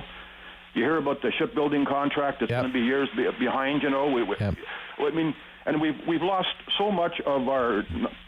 not only our economy here in this country, but we've lost our international reputation. And I think a lot of these pharmaceutical companies are looking at Canada like we're just, we're not worth dealing with because we don't have an honest broker. You know, the only thing that Mr. Trudeau's interested in is trying to find a way to orchestrate himself a majority government so he has complete and utter control of this government, and then who knows how long it's going to take to get rid of him. I mean, going from why isn't he in Parliament most times when Parliament's open? He's hiding out in Rideau College because I know for a fact, Rob, I can't prove this, but I'll guarantee you that man has his vaccine and all his friends and his hangers-on have theirs. So there's no concern about people like us. Now, I don't know how long you want to live like this for. I mean, we're having, like everybody else, we're starting to have a tough time with it. We're very fortunate we're out here in the rural area, but it's not too easy when you can't see anybody that you care for anymore, you know? Yeah. This guy's doing nothing to make that any better. And I had no faith in him when he was elected 6 years ago. I expected about this much, and I was just wondering to my friends when he first got elected, how long will the country endure this before there's no turning back? And I'm hoping that we don't have to wait 15 years like we did in this province, Rob, because I'll tell you, this province was down on its knees, and it's going to be a long way back up. You know, now we were thinking about the whole country. You know, and as far as you talk about Newfoundland, they're going insolvent. That happened a while back. But would they have got any help from the Trudeau government if they weren't all Liberal MPs in the province of Newfoundland, Rob? Yeah. Well, good question. Good question. You know, we're a little outside of the topic there today, Roger. But you know what I want to focus on. Let's be laser focused on this. As you say, this is our path out of this hellscape that we're in. Vaccines are the end game, right? Roger? Yes, but one more thing, Rob, before I let you go. Okay, yeah. This plant that's going to, the National Research Plant is going to be opening sometime in Montreal, if it happens. Yeah. What's wrong with the plant next door that's open right now? I mean, I guarantee you if they would have helped these, I guess it was a father and his son that started that pharmaceutical company there quite some time ago. Yeah. I bet you we would have had vaccines rolling off the assembly line by last September. Well, I mean, it's just the fact that the media has somehow latched onto this story today, like there's going to be some major breaking, developing story at 11:15 this morning. And why is he announcing this, Rob? Because now people are starting to question their some of the things that he said. Well, yeah, there's problems with the EU, so we have to announce that. What is he announcing today? What is he announcing today? He's announcing that a plant that they have spent about $150 million on so far will finally open 7 months from now. Yeah. 7 months from now, over budget and behind schedule. But then, is this some kind of victory lap? Is this some kind of victory lap that the Prime Minister is doing today? Come on. We can do better than this. Okay, thank you, Roger. I got to go. Paul in Ottawa. Paul. Hey, good morning. How's everything? Good. Oh, sunshine and lollipops today, Paul. Yeah. I tend to agree with everyone that's been on air right now. Yeah. And there's an old rule: if the contract is not written, then it doesn't exist. So if he can't show it, that means he's bluffing. And he's a great drama teacher, and he's able to perceive honest, sincere apology for everything he's done, and people are accepting it. I can't believe it.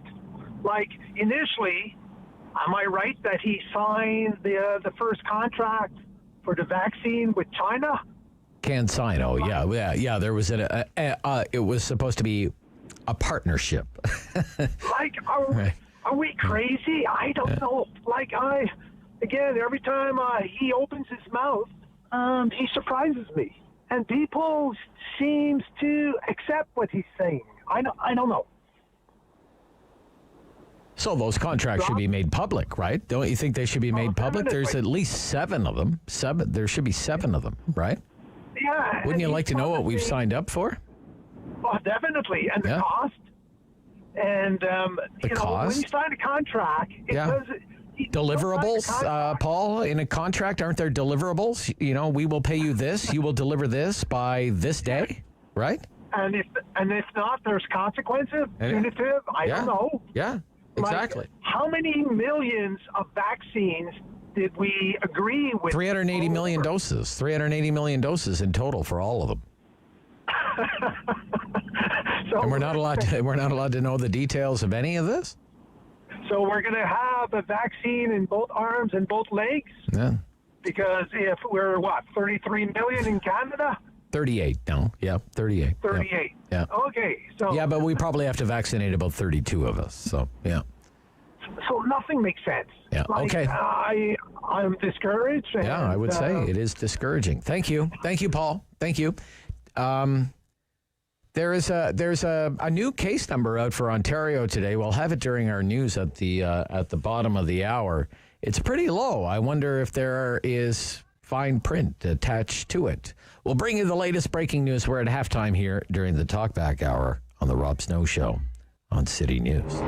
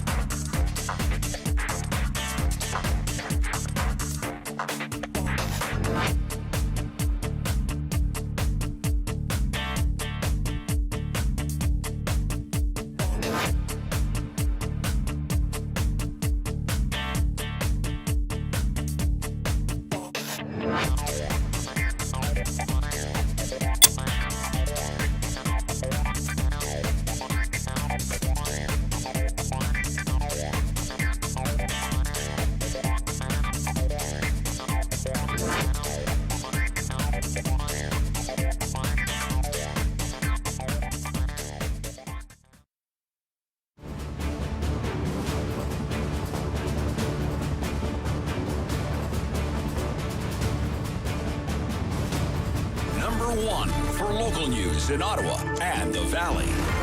This is City News, now on 101.1 FM and 1310 AM. It's Tuesday, February 2nd. Good morning. I'm Andrew Boyle. Right now in Ottawa and in Smiths Falls, minus 6 degrees. Just feeling a bit colder in the wind, and here's what's making news this hour. A deal expected to be announced within the hour. Canada will have its own production facility for the Novavax COVID-19 vaccine.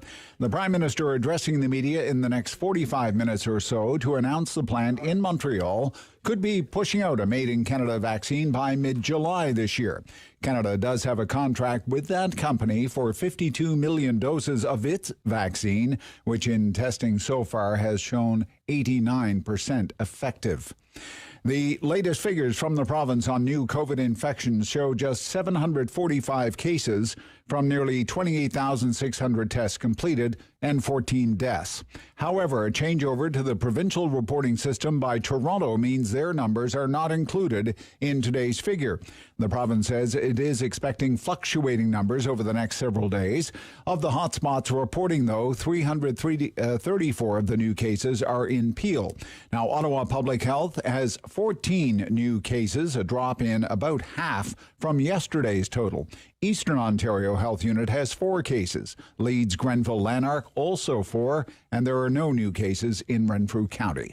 While we will get a dusting of snow today, some areas along the Seaway could get closer to 15 centimeters. Other areas of the country are still being battered, though, by this nor'easter that swept up the eastern seaboard. Snowfall and winter storm warnings are up for most of Nova Scotia, expected to get up to 80 millimeters of rain and winds gusting to 100 along the coast. Northern New Brunswick could see 30 centimeters of snow before it changes to ice pellets and rain later on this afternoon. City News Time, 10:32. I'm Andrew Boyle. For news anytime, follow up online at ottawa.citynews.ca. It's time to talk back on the Rob Snow Show. Have your say and call now. 613-750-1310. What's in those contracts?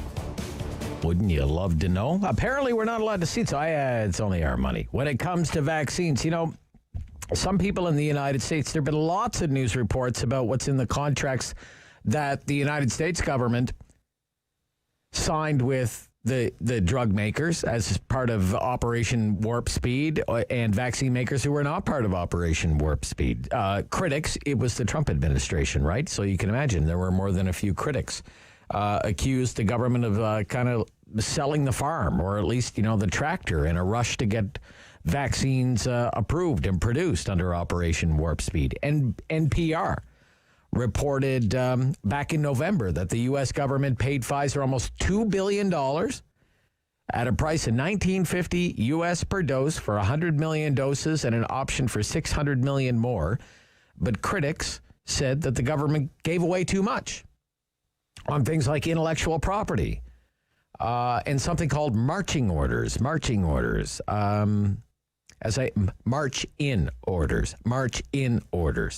That's when the government can basically march in and take things over if it thinks the company isn't living up to the terms of the contract.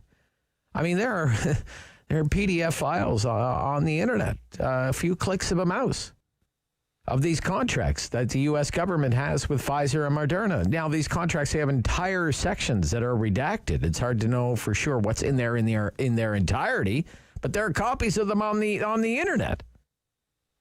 We have contracts with both of these companies.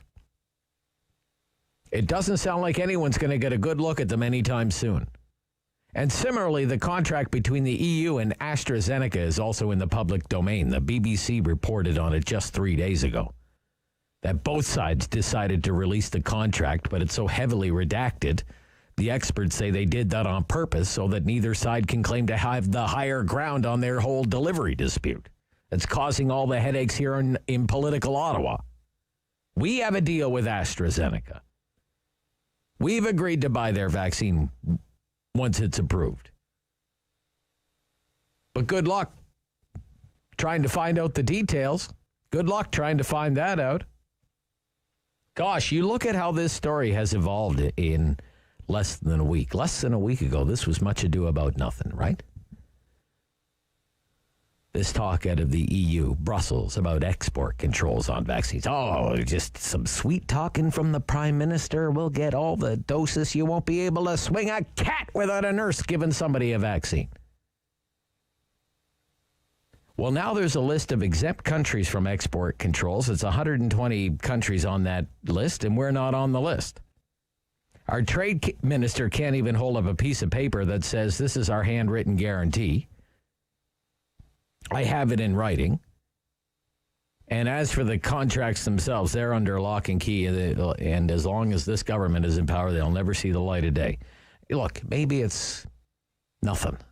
Maybe I'm freaking out for nothing. But how would I ever know? 750-1310. Do you want to see what's in those contracts? Eric. Good morning, Eric. What do you think, Eric? Morning, Rob. Just to your 120 country point, realize that there are actually officially 195 countries in the entire world. So somehow we've managed to get ourselves on a really shitty short list. Okay. Watch the language there. Watch your language, please. Yeah. Sorry, that was the first point. The second point is what I called yesterday the Trudeau government's bunny pofters. Today's bunny pofter is the plant in Montreal. Yeah, the NRC facility in Montreal. Absolutely. Yeah. Note what he said. The plant will be open. By the end of July. By the end of July. They hope by the end of July. Right? You can walk into it. There doesn't have to be any pipes, any fermenters, anything in there, but it will be open. So my comment on that is it's something that he's going to throw out, and everyone is going to be baying at the moon over this new plant, which I can guarantee you is not going to be functional and producing product until 2022. That's my prediction. That's your prediction. Okay. All right. On the, there was another point I was going to make, but I seem to have forgotten it. Okay. Right. Anyway, that's today's pufter is the plant. It's a pufter. Yes, we will have it. We will have our own homegrown facility. Worry not, Canadians. We will have our own homegrown facility 6 months. It'll be producing stuff in 2022. 6 months. The third point and last point I'd like to make is that every time Trudeau has buried himself, it's not been because of the lie, because we know he's lying through his teeth. It's been because of the cover-up. Sure. That's what always gets you in politics. It's never the lie. It's always the cover-up. Yeah, and the cover-up is in full swing. Okay. Thank you, Eric. Thank you. Thanks. Okay. Shawville. Keith, good morning. Good morning. How are you today? I'm okay, Keith. How are you? Okay, yeah, we definitely... Hey, Keith, let me ask you, just before you get into it there, you're in the Pontiac there today in Shawville. Mm-hmm. How are you listening? Are you listening on FM? Or are you listening on the internet? I'm on the radio, but then I'm using my iPad. Oh, you're using your iPad. Yeah. Okay, good stuff. 1310 signal during the day, it's okay, but it's... Oh, I see. Okay. Good stuff. Just curious how we're booming into Shawville these days. So No. All right. That's great. Yeah, we definitely need to see those contracts. Okay. All right. It's just ridiculous. What gets me is, are those questions when Trudeau's asked when he does his discussions there at the cottage? Yeah. Do they get the journalists have to submit those beforehand? No. I find that those journalists are not tough enough on him. They don't. Well, you're not the first to say that. Yeah. But why can't he messes around? He doesn't answer the question. I love to hear the second journalist or the person next to asking the question say, "Well, look, you didn't answer Bill's question. Why don't you? Could you be more straightforward on that?" But nobody ever presses him on that. I see. Okay. And then, well, it's not just it's one thing to say no to a reporter, whatever, or not answer the reporter's question. That's par for the course. All politicians are guilty of that, right? Right. But it's the MPs are asking for it, right? We would like to see we elect MPs. We send them to the House to be stewards of the public purse. Exactly. I mean, come on, we're talking about billions of dollars and hundreds of millions of doses of vaccine. This is information that, look, it's public in the UK, it's public in the EU, it's public in the United States, but what? It's top secret here in Canada? Give me a break. Well, have you watched Question Period lately? How they spur off questions? They don't. Well, they don't answer. You mean Question Period in the House? Yes. Well, the old line, it's called Question Period, not Answer Period. Yeah, well, it's all very frustrating. It's very frustrating. It's very frustrating. He does his little sermon from the cottage there. Yeah. I just wished some of those questions were a bit more direct to him. Yeah, fair enough, Keith. Fair enough. Yeah, you're not the first to lament that. Next, Bell's Corner, Sharon. Good morning, Sharon. Hi, Hi, Rob. Hi, Sharon. Do you want to see those contracts? Darn right. And when you said about that Trump was in trouble because he sort of mortgaged the farm, gave away the farm, well, I'll tell you what, I'd rather they gave away the family farm too, so we could all have a needle and have a chance at surviving. So, Trudeau is playing a very dangerous game for playing with all our lives. He should not be allowed to hold back the contracts. This is our money. It's our lives, and I hope the opposition parties band together and try and find some way of making him release them. It can't be the drug manufacturers that are doing this, because when they can't protect everything. They're only allowed to protect their own intellectual property, their own commercially sensitive information, their direct hourly rates, their overheads, and that sort of stuff. The terms and conditions, the price, the schedule, all that stuff, has to be open. That's what, it's our money, it's our lives. That's what we need to get at.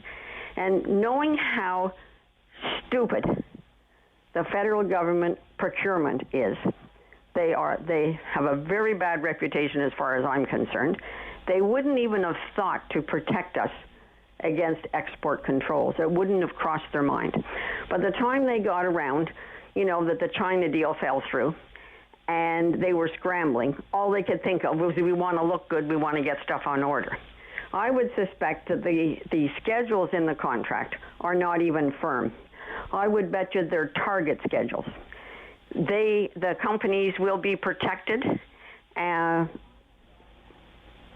export permits in their own countries. I bet you they have that in the terms and conditions, and I bet you the Canadian government accepted that, because they weren't smart enough to realize that this is going to be a real problem. Everybody in the world is scrambling for this, and the guy that's where the plant is, he's going to have more sway over these people. I do not believe that they protected us.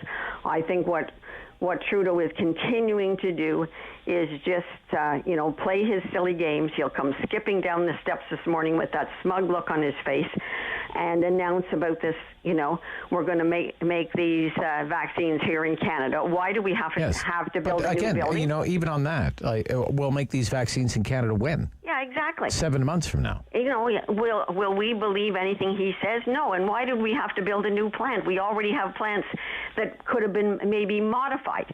He's just catching up because, he wants to come out and make these announcements. He knows he's in trouble, so he's out smiling and carrying away. And he loves to say, remember when he put down Harper in Parliament, his father taught him to run toward trouble, not away. Well, he's damn well running away from trouble now. And the trouble is that when he is so sneaky and, truth never comes out of his mouth, this is very, very dangerous for us because our lives are at stake. He plays his silly games all the time. This isn't game time. This is very serious. We have a lot on the line here. And he's continuing to obfuscate, not go to Parliament and be held accountable. He's hiding in Rideau Cottage. He's afraid of being confronted, and he should be ashamed of himself. And should all the Liberal MPs and the Liberal voters. Shame on them all. Gotta go, Sharon. Thank you. Have an opinion next time you call. It's 10:44. Rob Snow Show, final quarter coming up here of the Talk Back Hour. Something doesn't add up. Not only with the contracts, but with the math. The numbers aren't on our side. 750-1310. Be right back. Take your calls on City News.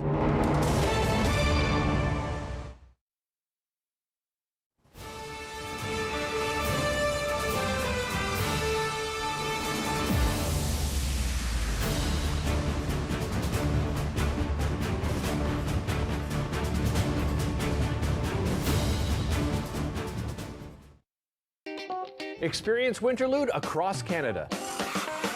Watch the virtual show exploring Canada's winter traditions. Meet the carvers of Winterlude's first national ice carving competition. Vote online for your favorite sculpture. Celebrate Canada's artistic diversity with Fozia, Ariane Moffat, William Prince, Tracy Trash, Cornet, Ria May, and the incredible Elijah Balde. Join us February 5th at 7 p.m. This is Winterlude.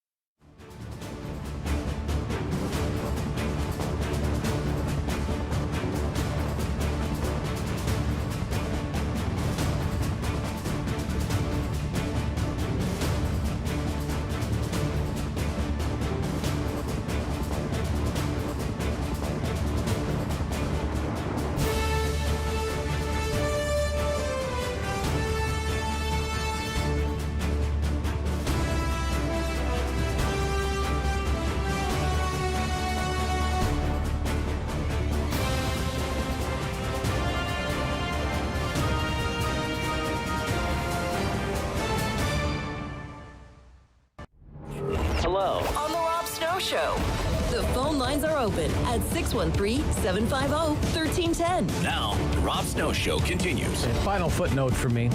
38 million is the population of Canada. That's the StatsCan number. That's the population of Canada. Just a little more than 38 million people as of the end of 2020. Just slightly more than 38 million people, but 6 million of them are under the age of 15. Okay. And they're going to be the very last people in line for the vaccine. Health experts have told me here on this program, school-age children might not get it at all as part of, say, a regular school vaccination program, like they would get an MMR vaccine, for example. So let's run with the number 32 million people. We have to vaccinate with at least one dose. You want, let's not be overly ambitious here.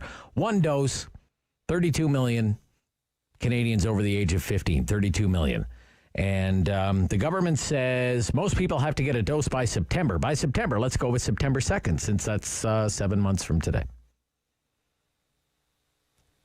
212 days from today.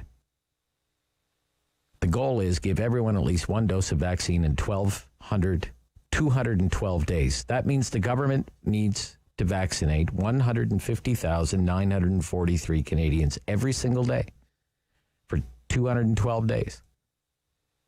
That's 1,056,603 Canadians every week have to get jabbed with a needle just to give everyone over the age of 15 just one dose of vaccine every week. 1 million, more than 1 million. Now, so far in this country, as of yesterday, according to our World in Data, we have administered 955,198 doses of vaccine. In total, since December 14th, in 50 days, we haven't even hit 1 million. We have to get to the point where we're doing 1 million a week. We haven't hit 1 million in 6 weeks. 7 weeks. That's just to get one dose. We need to be at more than 1 million doses a week, 4 million a month. The current pace is about 136,000 doses a week. Supplies have dried up. EU member countries might not ship our own vaccine to us. They might just keep it for themselves. Gosh, we better hope nothing else goes wrong.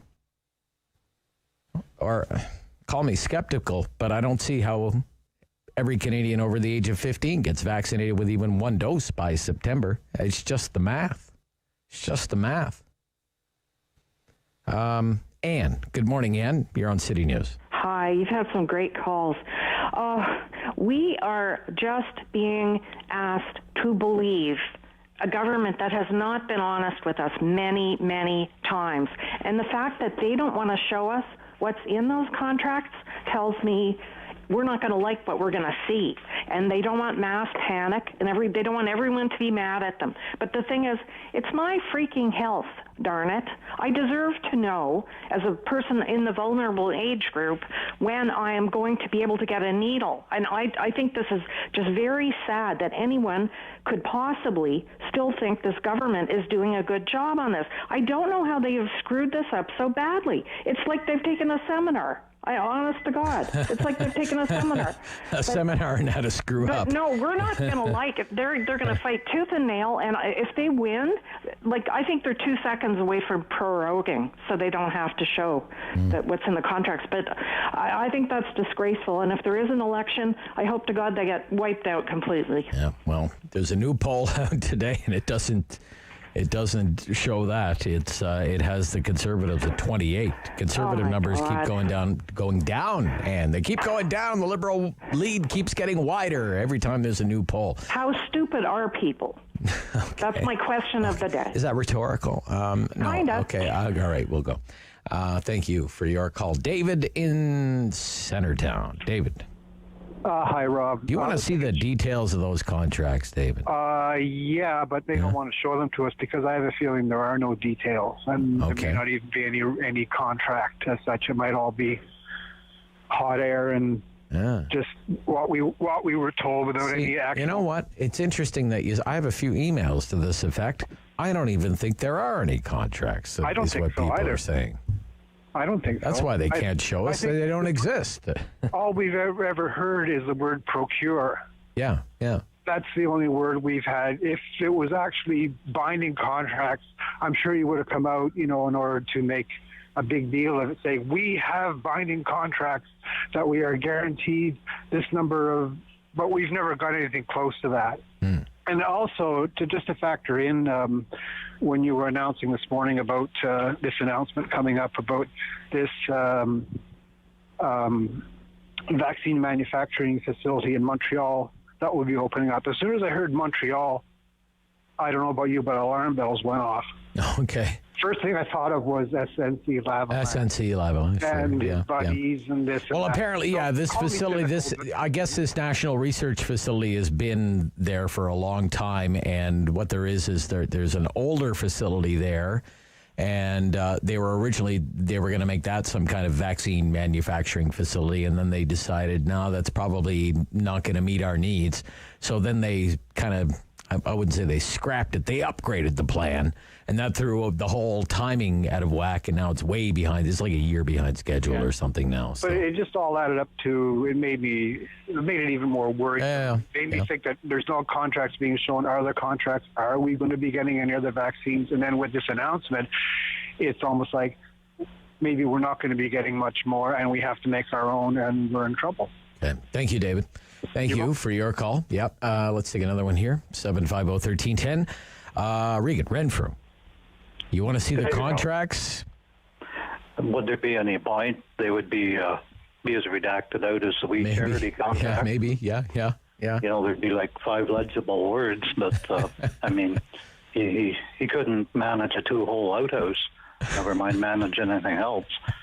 But I don't know. To me, it's pretty darn obvious that everything he does is backwards and slow, and it's slow for a reason, because, you know, he won't work with GlaxoSmithKline, or he won't work with the drug company out in Alberta, because I guess they're not interested in money smuggling. You know, then that's what he wants. You know, that's why it's so easy to pick Quebec companies, and especially those he can control, like NRC. I mean, it's just endless. It's everything he does is about money smuggling. It's just what do you mean money? What do you mean? What do you mean by that, money smuggling? Well, it's simple. I mean, you got to look. You know, when for the day he does get booted out, he's got to look after his future. Whether there's money, you know, under the table to him, or whether there's money. Yeah, I'm not willing to go there. I'm not willing to go there or suggest that. No way.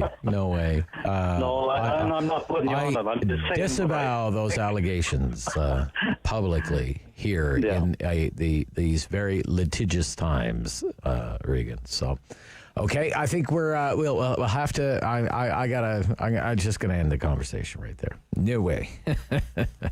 No thanks. No, that's the last thing I need is some kind of lawsuit comes on letterhead to the Rogers corporate headquarters or something from Rideau Cottage. Karen, go ahead, Karen. Hi. Karen?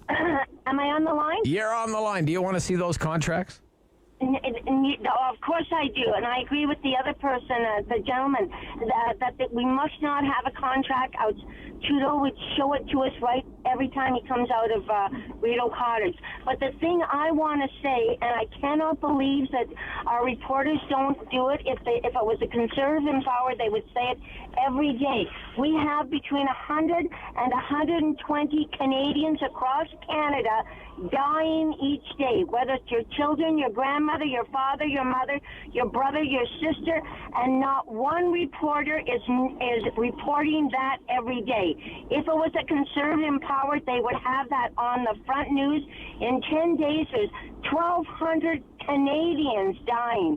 In 20 days, that's 2,400 Canadians dying. And do we see that in the news? Do we see the reporters doing it? No. I want one reporter to have balls enough to ask a question that's relative and not just an easygoing question. I'm sure that they're all vetted before they're even asked. I don't think so. I don't think so. But look, that's a popular sentiment these days, Karen. I appreciate that. Okay, we have the 11 o'clock news is coming up next, and then we're back on to other things that are in the news. The Reddit rebellion, stock market, GameStop is just getting crushed today. This stock that has made all of these headlines. Let me look this up here. GME stock price. Yeah, there we go. What is it at right now? $90 now. $90 a share.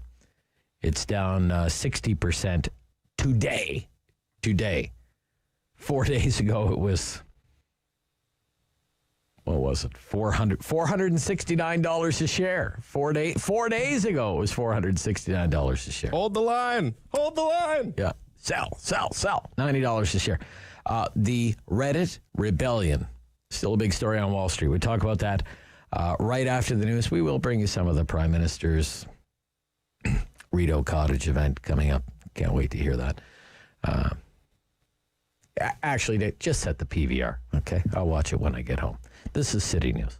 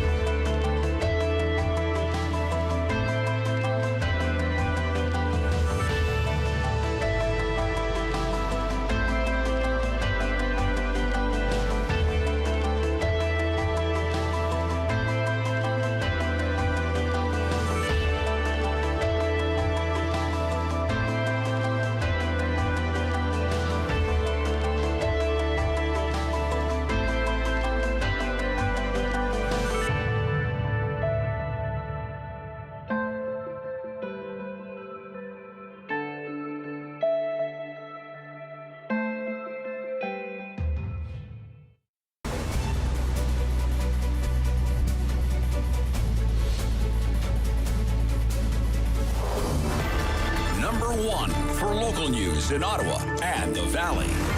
This is City News, now on 101.1 FM and 1310 AM.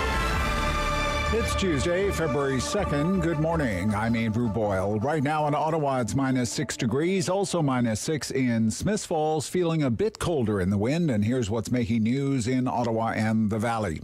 Canada could soon be producing a COVID-19 vaccine on home soil in just a matter of months. In minutes, the Prime Minister expected to announce the federal government has signed a domestic production deal. We get more from City News Parliament Hill reporter Cormac McSweeney. As concerns grow about our vaccine supply coming from Europe, the Prime Minister will be making a major announcement. The National Post reports the feds have inked a deal with Novavax to produce the company's COVID vaccine at a new National Research Council lab in Montreal. However, we'll have to wait for the shots to start rolling out. Construction on the facility, which received $126 million in federal funding last summer, won't be completed until this summer. And Novavax still has at least a couple of months before receiving Health Canada approval. Once it's fully up and running, the new facility will have the capability of producing millions of doses per month and will likely help push the federal government past the finish line for its goal of having enough vaccines for all Canadians by the end of September. Canada has pre-purchased 52 million doses from Novavax, and the trial data suggests this shot is 89% effective. The first reaction to the news coming in with NDP leader Jagmeet Singh saying this should have been negotiated day one, and previous Conservative and Liberal governments sold off Canada's vaccine capabilities, leaving us vulnerable. Cormac McSweeney, Parliament Hill. Now, the latest figures from the province on new COVID infections show 14 deaths and 745 new cases from nearly 28,600 tests completed. Now, that number seems fairly low by comparison, 745, but there's a change in the provincial reporting system by Toronto's health unit, so it means their numbers are not even included today. The province does say it expects fluctuating numbers for the next few days. Of the hotspots that did report, 334 of these new cases are in Pyle region. Ottawa Public Health has 14 new cases, same as the Eastern Ontario Health Unit. Leeds Grenville Lanark has 4. Renfrew County has no new cases. Actually, it's the Eastern Ontario Health Unit with 4 cases today, not 14.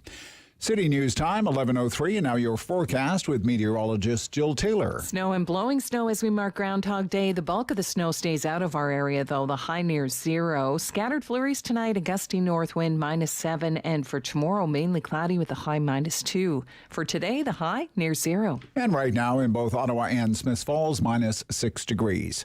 Canada's famous groundhogs predicted an early spring. What does Environment Canada offer? The groundhogs did not see their shadow, so we're due for some milder temperatures, which I must say is a prediction I wholeheartedly trust, especially when they're backed up by the humans. We're calling for it to be, again, next week pretty cool, but for the month as a whole, we think maybe normal to maybe slightly warmer than normal. And then going ahead, we think it will be kind of milder than normal. That's David Phillips, Canada's top climatologist, who says winter hasn't been too bad so far, but we could get a bit more precipitation than usual this month. But this week looks like ideal winter weather. Chris Curry's City News. City News Time, 11:04. House Democrats have submitted their legal brief that for the first time will lay out the argument that they will present at Donald Trump's impeachment trial. It says the former American president endangered the lives of all members of Congress when he aimed a mob of supporters, quote, like a loaded cannon at the U.S. Capitol on January 6. I'm Andrew Boyle for News Anytime. Follow up online at ottawa.citynews.ca. Strong voice. Strong opinions. The Rob Snow Show returns on Rogers TV and City News. 101.1 FM and 1310 AM. $99 for GameStop now. $99. Trying to make a comeback. Long way to go to get to that high where it was 4 days ago when shares in GameStop, the unprofitable chain of video game stores, were trading at $469.42. The 52-week high on this stock, if you can imagine it, the 52-week high is $483 a share. The 52-week low is $2.57, and somewhere in there's probably a value point to be found. But this is all about the rise of the Reddit traders, the Reddit rebellion, the Reddit revolution, and how it's taking Wall Street by storm and causing all kinds of volatility. What to make of it? Well, let's ask Andrew Pyle, Senior Wealth Advisor, Scotia Wealth Management. Good morning. Good morning, Rob. Hey, it's great to hear from you again, Andrew. What do you think of the action? Well, it made for some really nice headlines last week, but at the end of the day, Rob, I think it was really hyped up, and at the end of the day, it was historic in a lot of ways with respect to some of the hedge funds that were impacted by the short squeeze on the stocks like GameStop that you just mentioned. But against the backdrop of a vast amount of liquidity in the financial markets, it was not something that was going to last. And, you just mentioned GameStop is in retreat. Right now I'm looking at GameStop at $84.73. So people that were buying it, thinking this was going to go to the moon, maybe having second thoughts today, or maybe licking their wounds today. Yeah.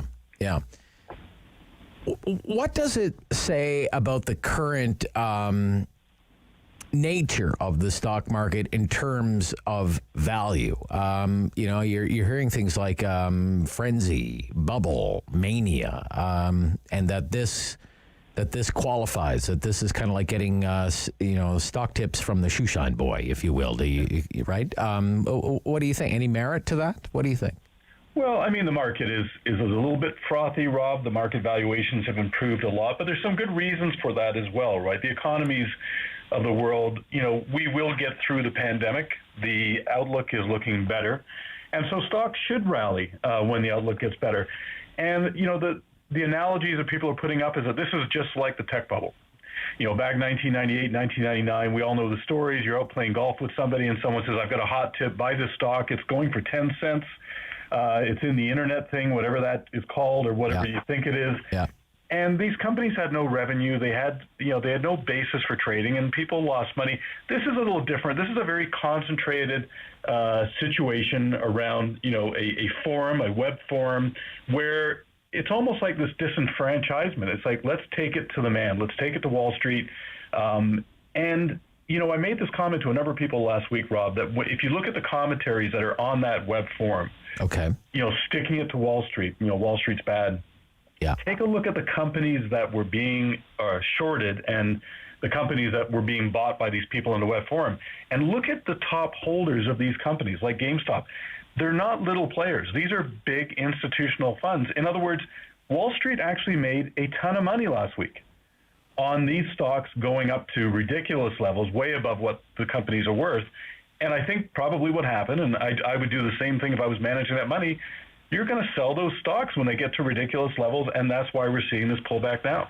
Yeah, in fact, there was a news story this week about how the Ontario Teachers Pension Plan, as part of its portfolio, it had shares in a shopping mall company that happens to be a landlord for GameStop stores, and it was targeted by these short sellers. It got into a squeeze. The stock rallied crazy, and it allowed the Ontario Teachers Pension Plan to actually unwind its position without, by limiting some of the damage that had been done over the pandemic year because nobody's going to the shopping mall. It's kind of incredible and weird the way that happens. Right? Exactly, So, and that's what you would expect. And I think, underscores a problem, and we've had this problem for a long time, Rob, is that to invest in the market requires information and knowledge.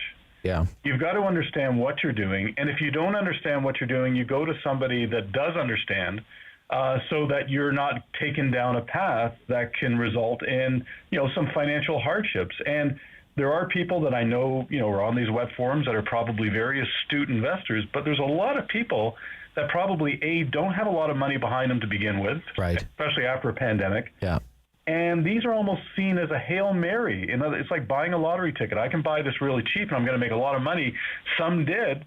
But a lot of people kind of bought into these things, not really understanding how this market works. And, in the case of, Robinhood, it doesn't cost you a penny to do a trade. Well, it kind of takes us back to those old adages. When things are free, doesn't necessarily mean that you're getting good value.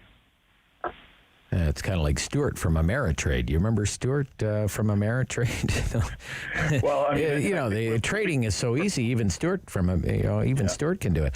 But I guess what but you I'm sure you're in favor though of more participation by retail investors in the market. It's good that more people are aware of the wealth generation that can be created from owning stocks, right?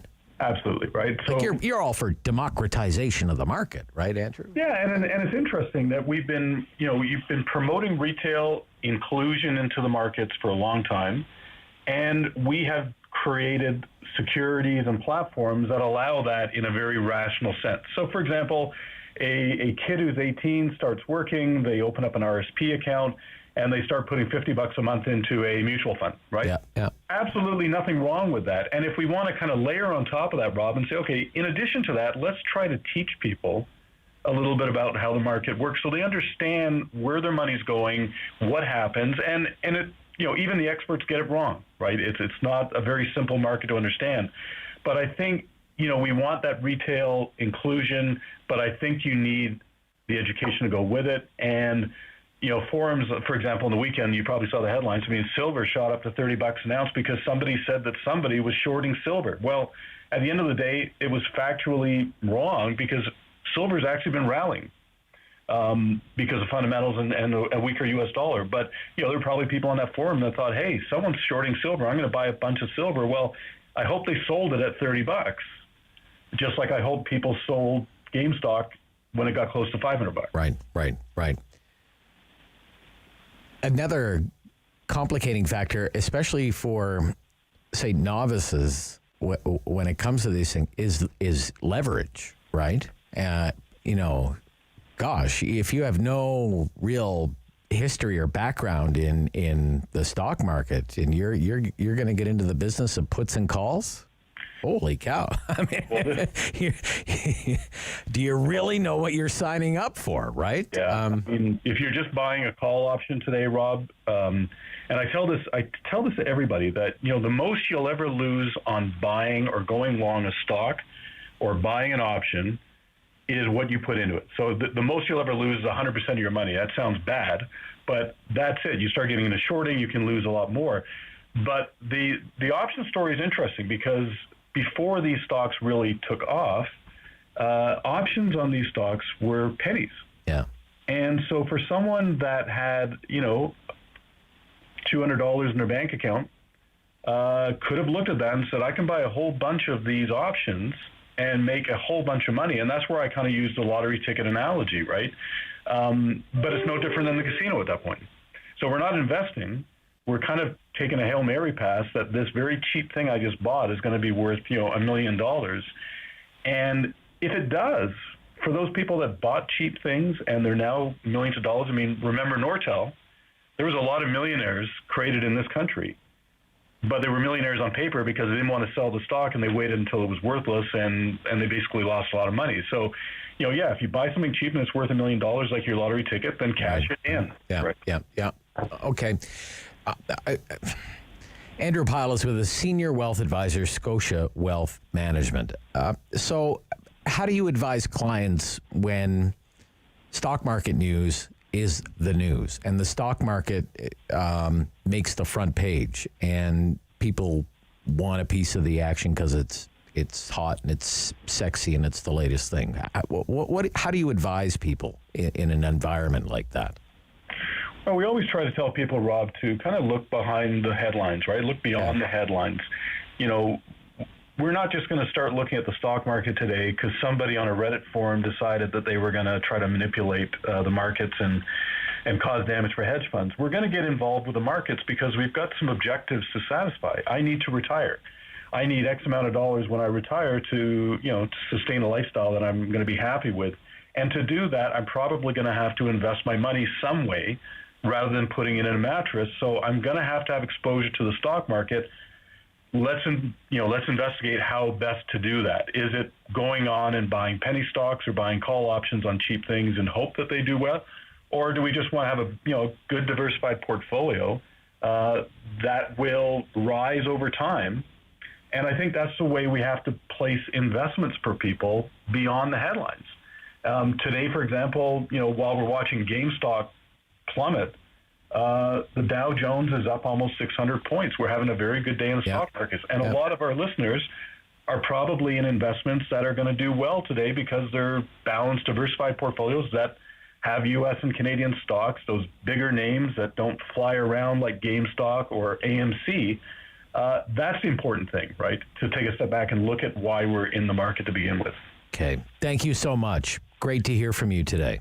My pleasure, Rob. Always a pleasure talking to you. Yeah, that's Andrew Pyle, Senior Wealth Advisor at Scotia Wealth Management. He's in Peterborough today. It's 11:16. Dan Bubar is going to join us next. He's the CEO of a company called Avalon Advanced Materials. What business is it in? Rare earth. Critical in the manufacturing of electric vehicles.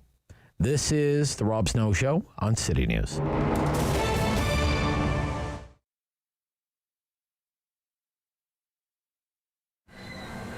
The Snowsuit Fund is in almost its 40th year. We've been helping low-income families keep children warm during our cold winters in Ottawa. Last season, we distributed over 16,000 snowsuits to families in our Ottawa area. Well, it originally started with just a handful of snowsuits being handed out, and it has now grown to 16,000 each year. All families must qualify for a snowsuit. We have a eligibility criteria that we follow, and it's based on low income. We follow the Stats Canada guidelines. If families are receiving assistance, they receive a snowsuit from us if they need one. We are no government funding. We are supported by the community. All our donations come from generous supporters in the community. People can donate directly to the Snowsuit Fund. $50 buys a brand new snowsuit for a child in need. Online you can do through Canada Helps or directly through the Snowsuit Fund. Well, the Snowsuit Fund has really had to change its operation this season with the physical distancing. Normally we have many families coming in at the same time. We are now by appointment only. We don't know if our numbers will increase, but we expect that they will go up this season. Unfortunately, this season we are not able to have the volunteers due to the spacing. Last season we had over 700 volunteers, but this year we have only allowing 8 volunteers, and they have to be continual volunteers on a regular basis. So we're not changing and introducing new people in the depot. It's just a great charity to get involved in, and it's really when you come here and see what happens at the depot that it really starts to hook you when you see people walk in.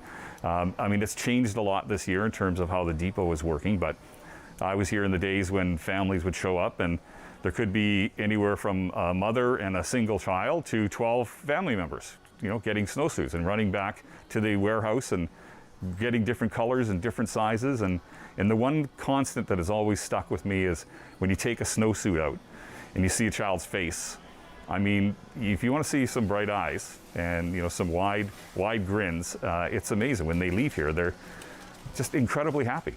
Well, I think this year with COVID, I think it's very important that children have the opportunity to play outside and have a warm snowsuit. And thanks to the generous community, we are fortunate to provide these snowsuits to them. And I hope that once again we can count on their support.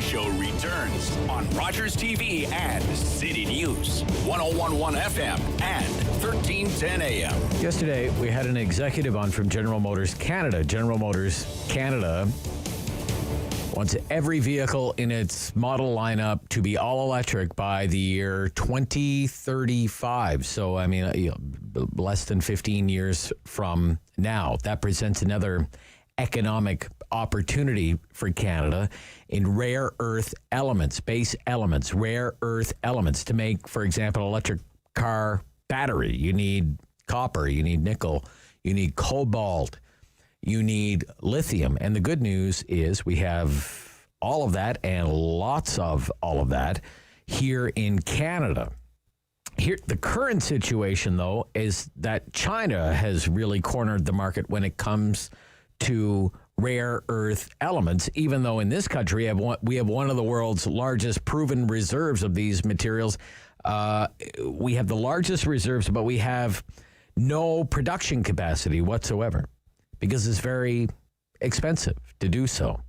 So 70% of rare earth element refining, for example, it happens in China, which presents really a geopolitical concern for the entire Western world. Other notable producers are countries like Russia and Myanmar, where there was just a military coup, right? So it's a very complicated industry, to say the least.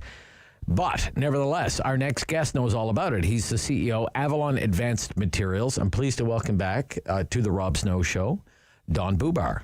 Good morning. Good morning. Hey, it's great to hear from you again, Don. I thank you again so much for taking the time.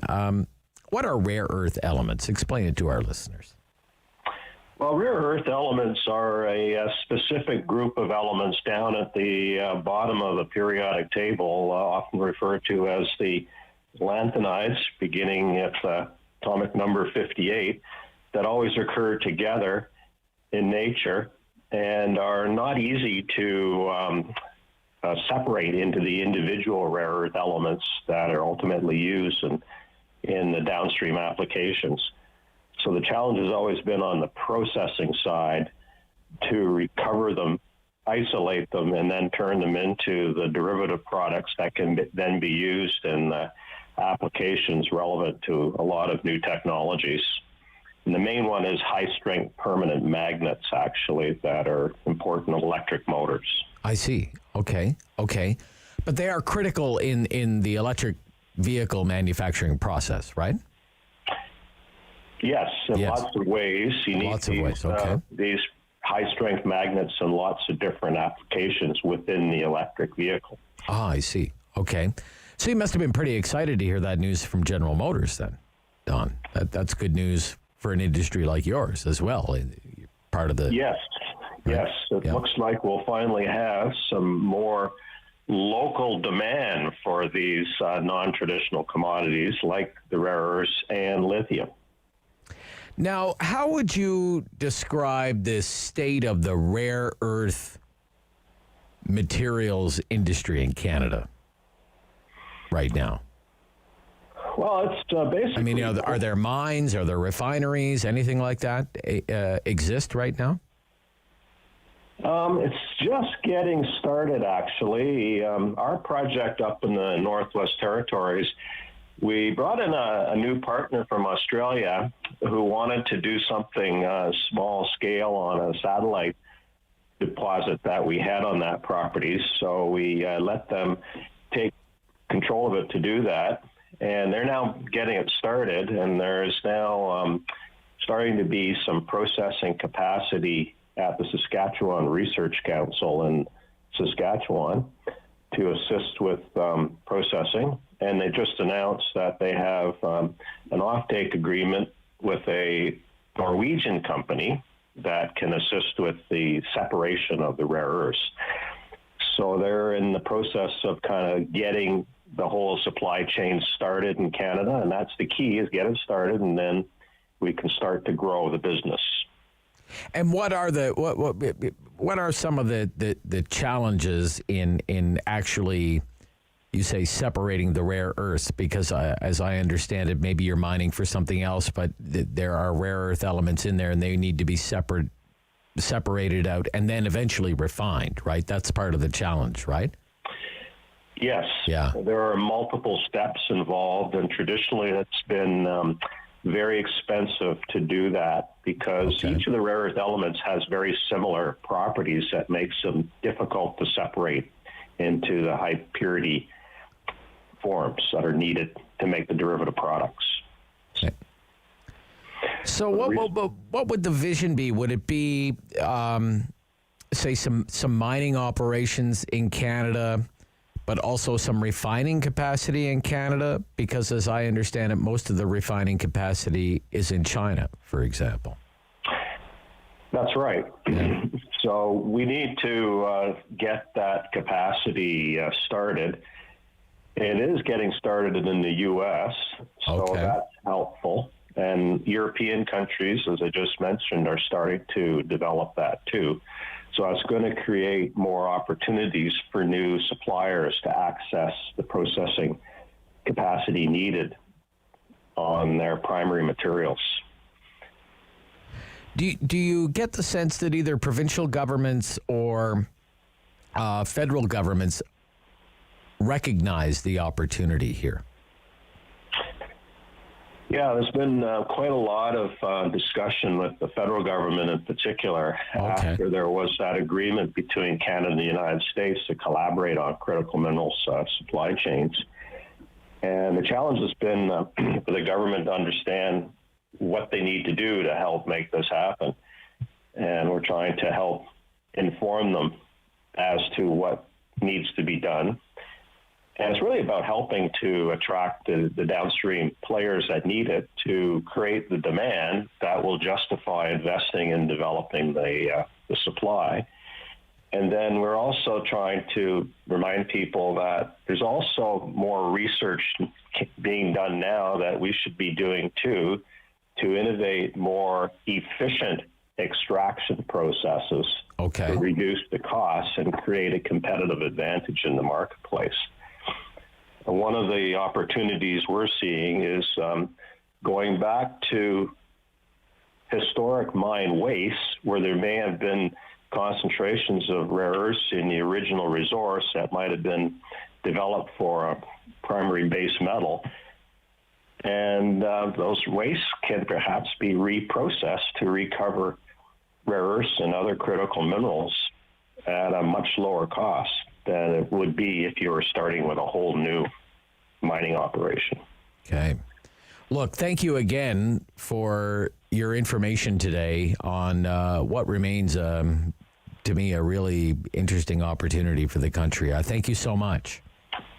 Stay tuned. There's more developments coming. Great stuff. Don Bubar is CEO Avalon Advanced Materials, mineral development company primarily focused on rare metals, minerals. It's headquartered in Toronto and has shares listed on the Venture Exchange. 11:28. We're back after the news. We will join the Prime Minister's news conference underway now, taking some questions from reporters, as well a preview because Premier Legault in Quebec has his own news conference that's scheduled for this afternoon. And, of course, people in Quebec are living under a curfew. What will happen with the curfew? There are some selected leaks to the media. We'll tell you what's out there and what we can report on so far. This is the Rob Snow Show on City News.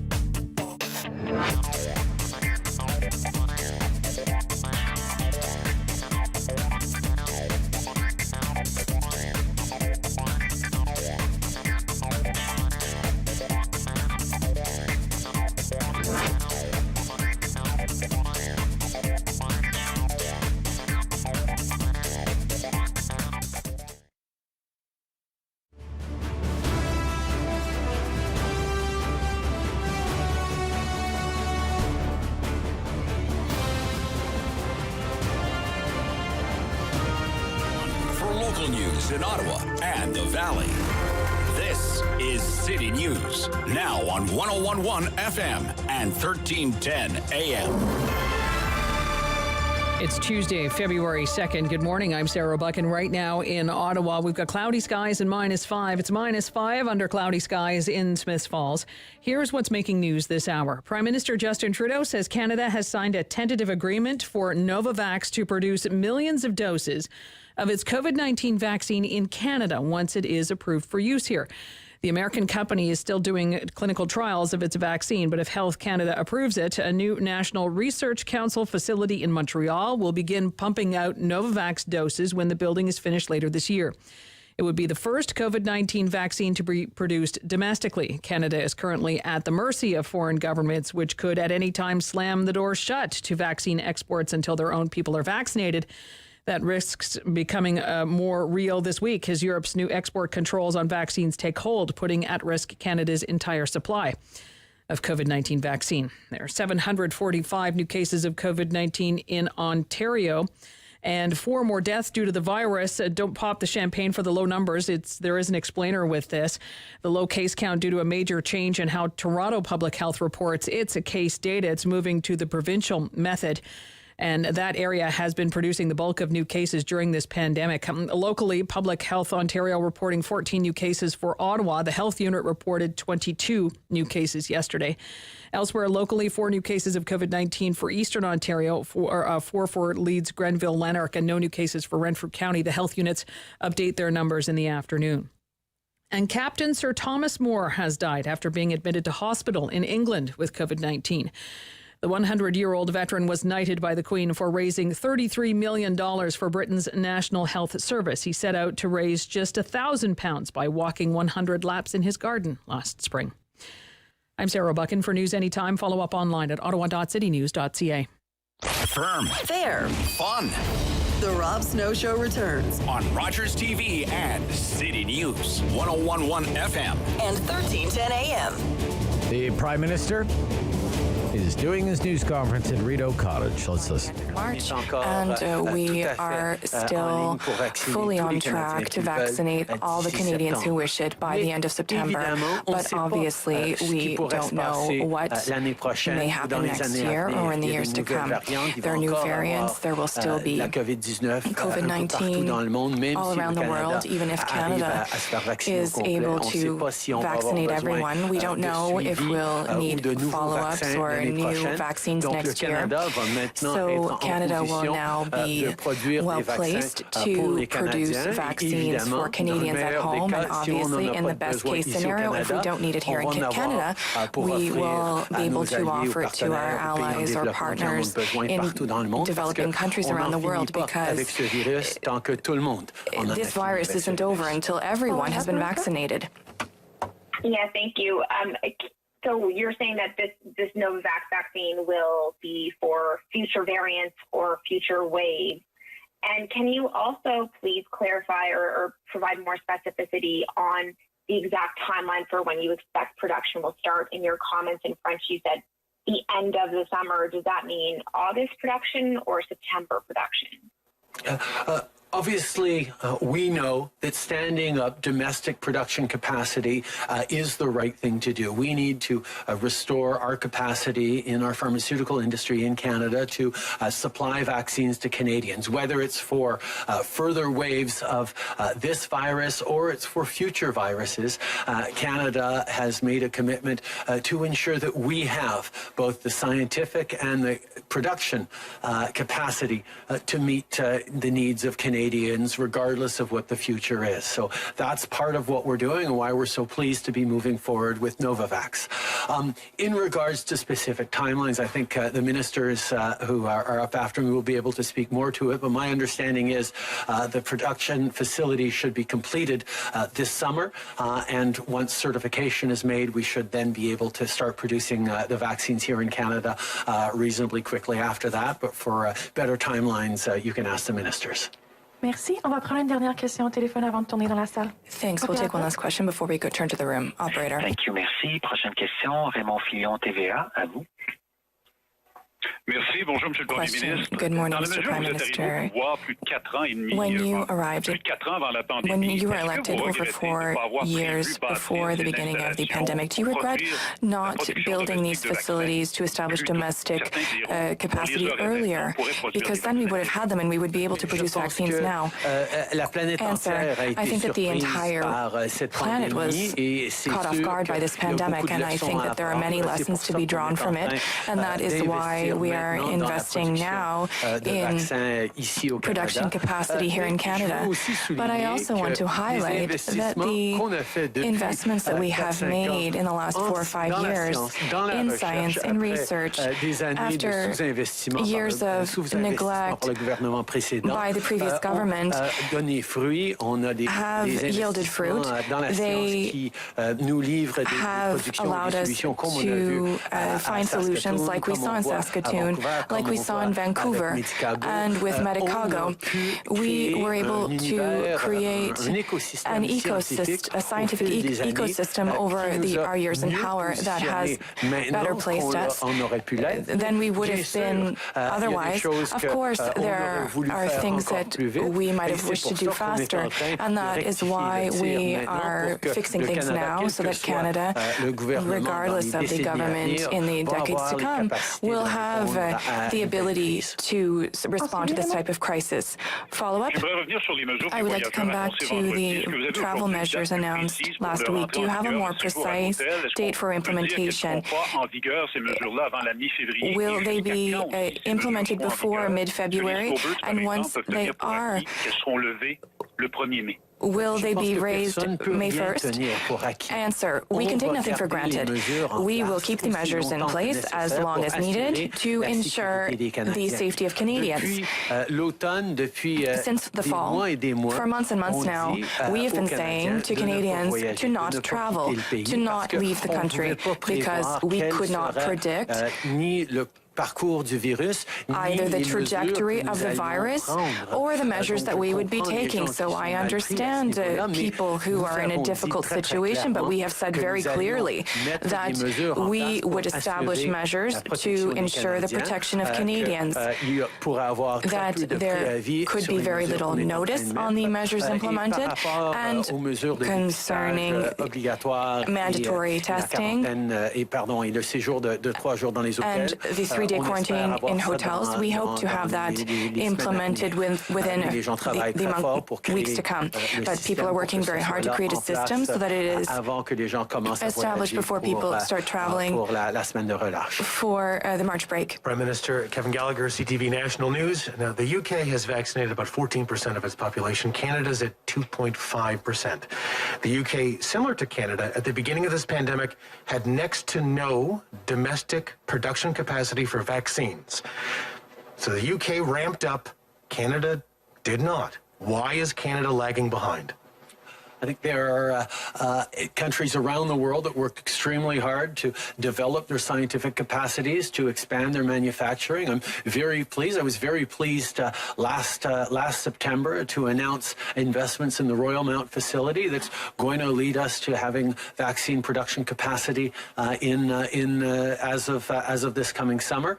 There's always more that we can do, but there's always going to be ways to draw on lessons learned and inspiration from other countries, although I will highlight that in terms of models, we recognize that the UK is seeing a much higher rate of infection and course of the disease than we are facing here in Canada. So there's some things that they might like to be more like Canada on, and other things we're certainly going to learn from them. But could your government have done more? Could you have done more for domestic capacity? As we demonstrated, we worked extremely hard to draw in investments, to make investments necessary to develop domestic capacity, and that's something that we're continuing to work on. We are going to have domestic capacity after this summer, and in the meantime, we have secured contracts with enough different vaccine makers from around the world to make sure that Canadians are going to get vaccines quickly. All right. Thank you.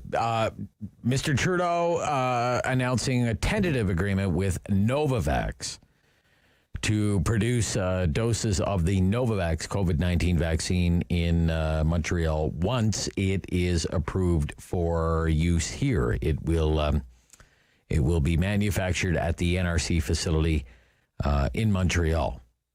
And he was asked specifically, what is the timeline? Is it late July? Is it August? Could it be September? And he said, you'll have to talk to my ministers about that. They're more familiar with the timeline.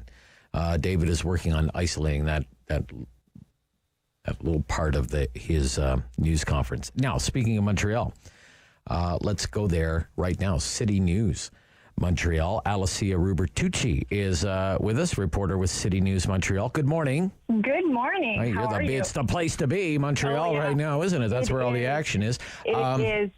And then you have 5 o'clock this afternoon out of Quebec City. Of course, Premier Legault is going to do his news conference. Quebec has been in a province-wide curfew that is set to expire, I believe, you correct me if I'm wrong, it's Monday of next week, I believe that is set to expire. So what is it? What do people think that the Premier is going to say today in Quebec? So it looks like we are heading towards a partial reopening of the economy. So that means that, some restrictions will be loosened on the business side, but the curfew will remain. So, of course, we will know more at 5 o'clock confirmed, but it looks like those current restrictions that we have now with all non-essential stores in Quebec being closed since December 25th and the curfew that was put in place on the 9th will actually be relaxed in some ways. Quebec's situation is seeming to improve. On Monday we had just under 1,000 new cases, and that's the first since the beginning of last November. And today we're hovering just at 1,000. So I think the Premier is looking to give Quebecers some sort of breathing room. So it looks like on the 9th, all across Quebec, non-essential shops with a storefront may reopen. So that's having a door onto the street. Shopping centers could reopen as well, of course, with strict measures in place to avoid some crowds. And another big one is hairdressing salons, other personal care, aesthetic services will be able to welcome clients for the first time since the 25th. And another one for all of Quebec is people from 2 different addresses will be allowed to practice outdoor activities. So that's, snowshoeing with a friend in a forest perhaps, but of course respecting, the 2-meter rules. But this is, seeming to be in Montreal the only measures that will change. Everything else will remain to be the same. The curfew 8 p.m. to 5 a.m. And with Legault's announcement tonight, we'll obviously have a better time frame as to when that is expected to be extended to. Okay. So some easing of restrictions for businesses and the potential for gatherings.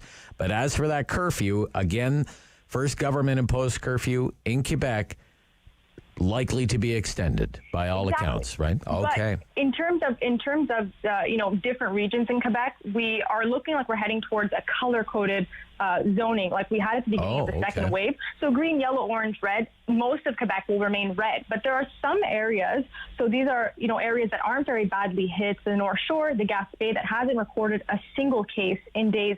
They would go into orange zones, so only a select few. And these orange zones specifically will have even looser restrictions. So on top of the ones I just mentioned, their curfew, they'll still have one. It'll go from 8 to 9:30 p.m., so a bit more time to be out and about. And then they will actually have their restaurant dining rooms reopen. Of course, with restrictions, only members of the same family can be at the same table. But of course, this is great news because in those regions specifically, their restaurants have been closed since mid-December. In Montreal, it's been October, and we have no end in sight for that just yet. But they are celebrating on that front. The curfew being pushed to 9:30 will allow them to attract even more customers, and restaurants, dining rooms can reopen. So bars will remain closed, but it's looking like good news for the regions that are doing well on the COVID front. Thank you for your time this morning from Montreal. Thank you. Yeah, that's Alyssia Rubertucci of City News Montreal. We're back right after this with the chair of the Ottawa Board of Health, Councillor Keith Egli, on City News.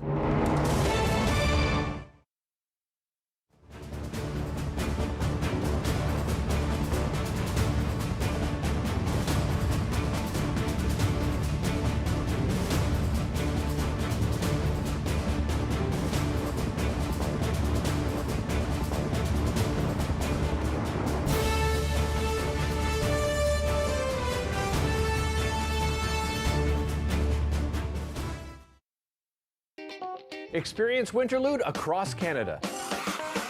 Watch the virtual show exploring Canada's winter traditions. Meet the carvers of Winterlude's first national ice carving competition. Vote online for your favorite sculpture. Celebrate Canada's artistic diversity with Fosia, Ariane Moffat, William Prince, Tracy Trash, Corneille, Ria May, and the incredible Eladj Balde. Join us February 5th at 7 p.m. This is Winterlude.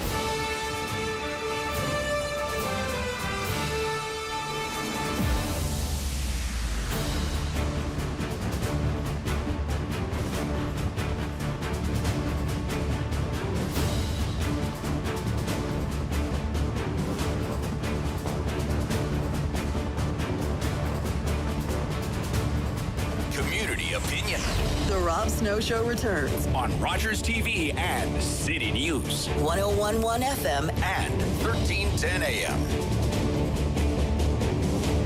City Councillor Keith Egli is here. He is the chair of the Ottawa Board of Health. Good morning. Good morning, Rob. Yeah, thank you for taking the time. So there is a new report that is out there if the public wants to read it. It's available at ottawa.ca. You may have to do a little clicking, but it's not that hard to come by.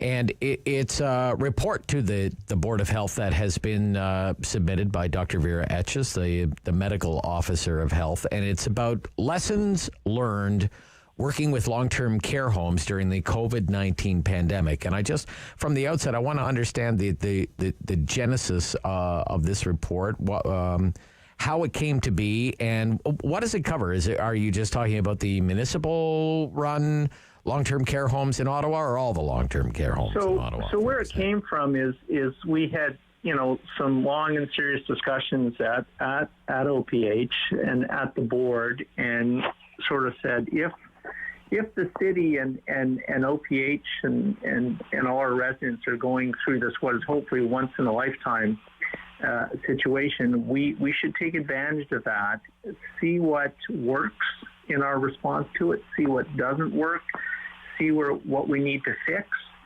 and how we can increase our response to these situations, whether it's in the community at large or in the long-term care home.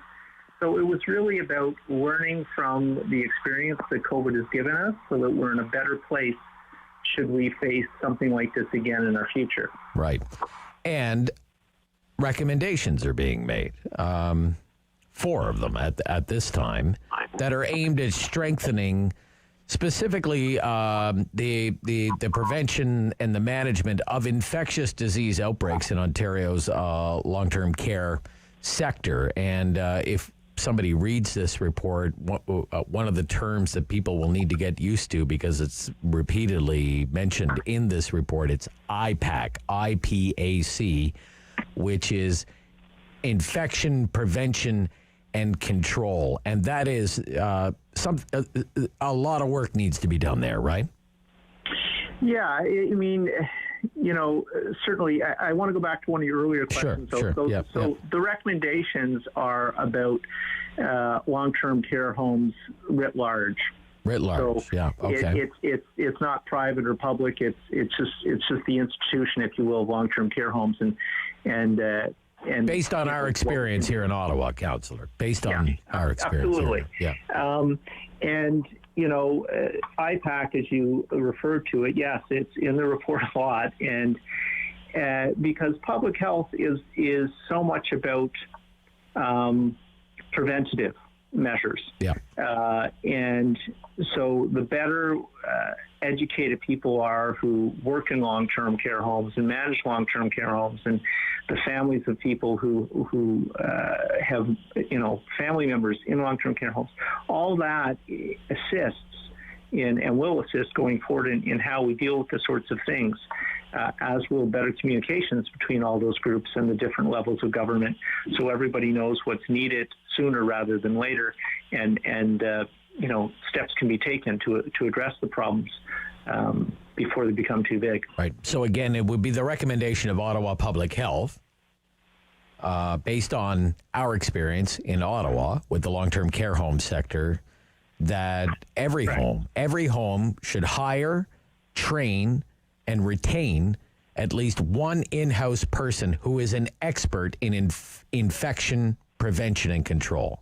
That's one of the recommendations. Yeah, I mean, we all hope and pray that we don't get something like this again. No, we don't have another pandemic. But I think if we're being honest with ourselves, it's certainly not outside the realm of the possible that another virus pops up sometime down the road. Hopefully not too soon, and we have to deal with it. So the more safeguards we can have in place going forward, then the better position we're going to be in should that happen.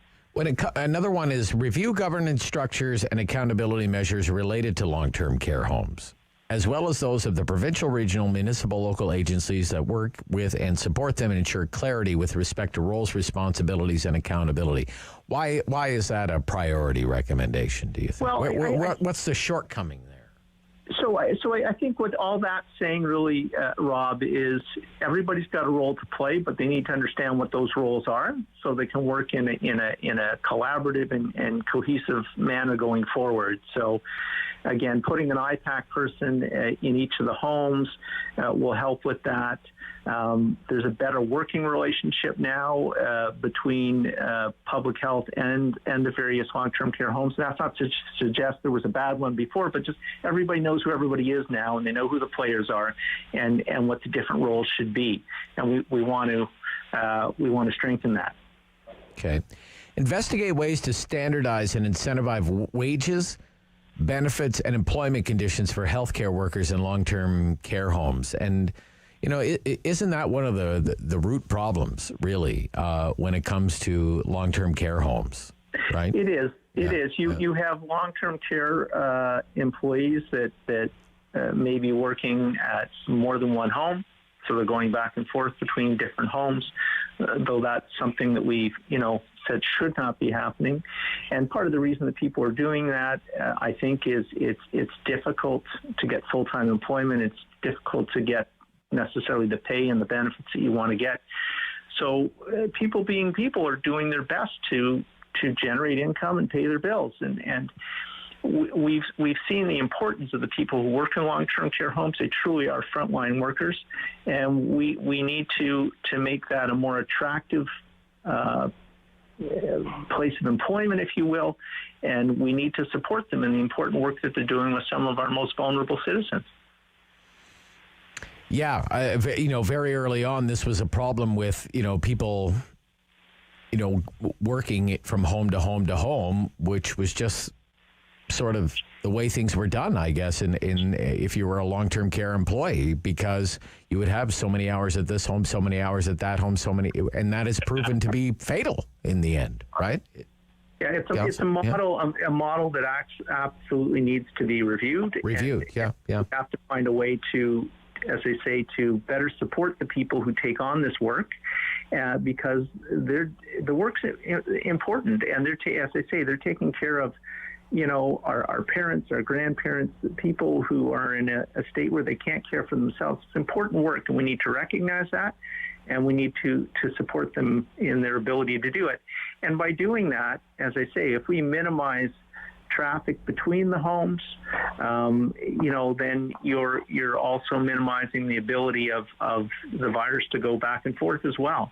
So this is an important piece of it, and we need to have that discussion. Yeah. So, this report is here for the Public Health Board to take a look at and review. Is the municipality, though, the government of the municipality, the city, is it going to walk the walk when it comes to implementing these measures in the homes that come under the control, the operation of the municipality, Councillor Egli? Well, I can tell you that, the report, and this is one of the questions I asked before the report went live, I wanted to make sure that there had been engagement with our city partners and counterparts on the long-term care side, and there absolutely has been. So they're well aware of the report. They're well aware of the recommendations in that report. We didn't want to surprise anybody, and we wanted to work with them as we have been working with them through the response to the pandemic. So I think they understand, there are issues that need to be addressed as well. And this is not a gotcha kind of report. This is very much. This program is brought to you by Ignite TV. Now you're in command. Visit Rogers.com for more details.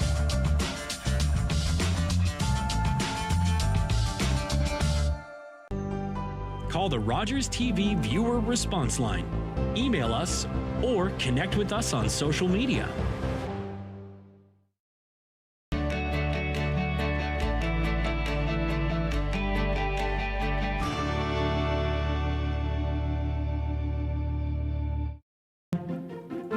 Do you have something to share?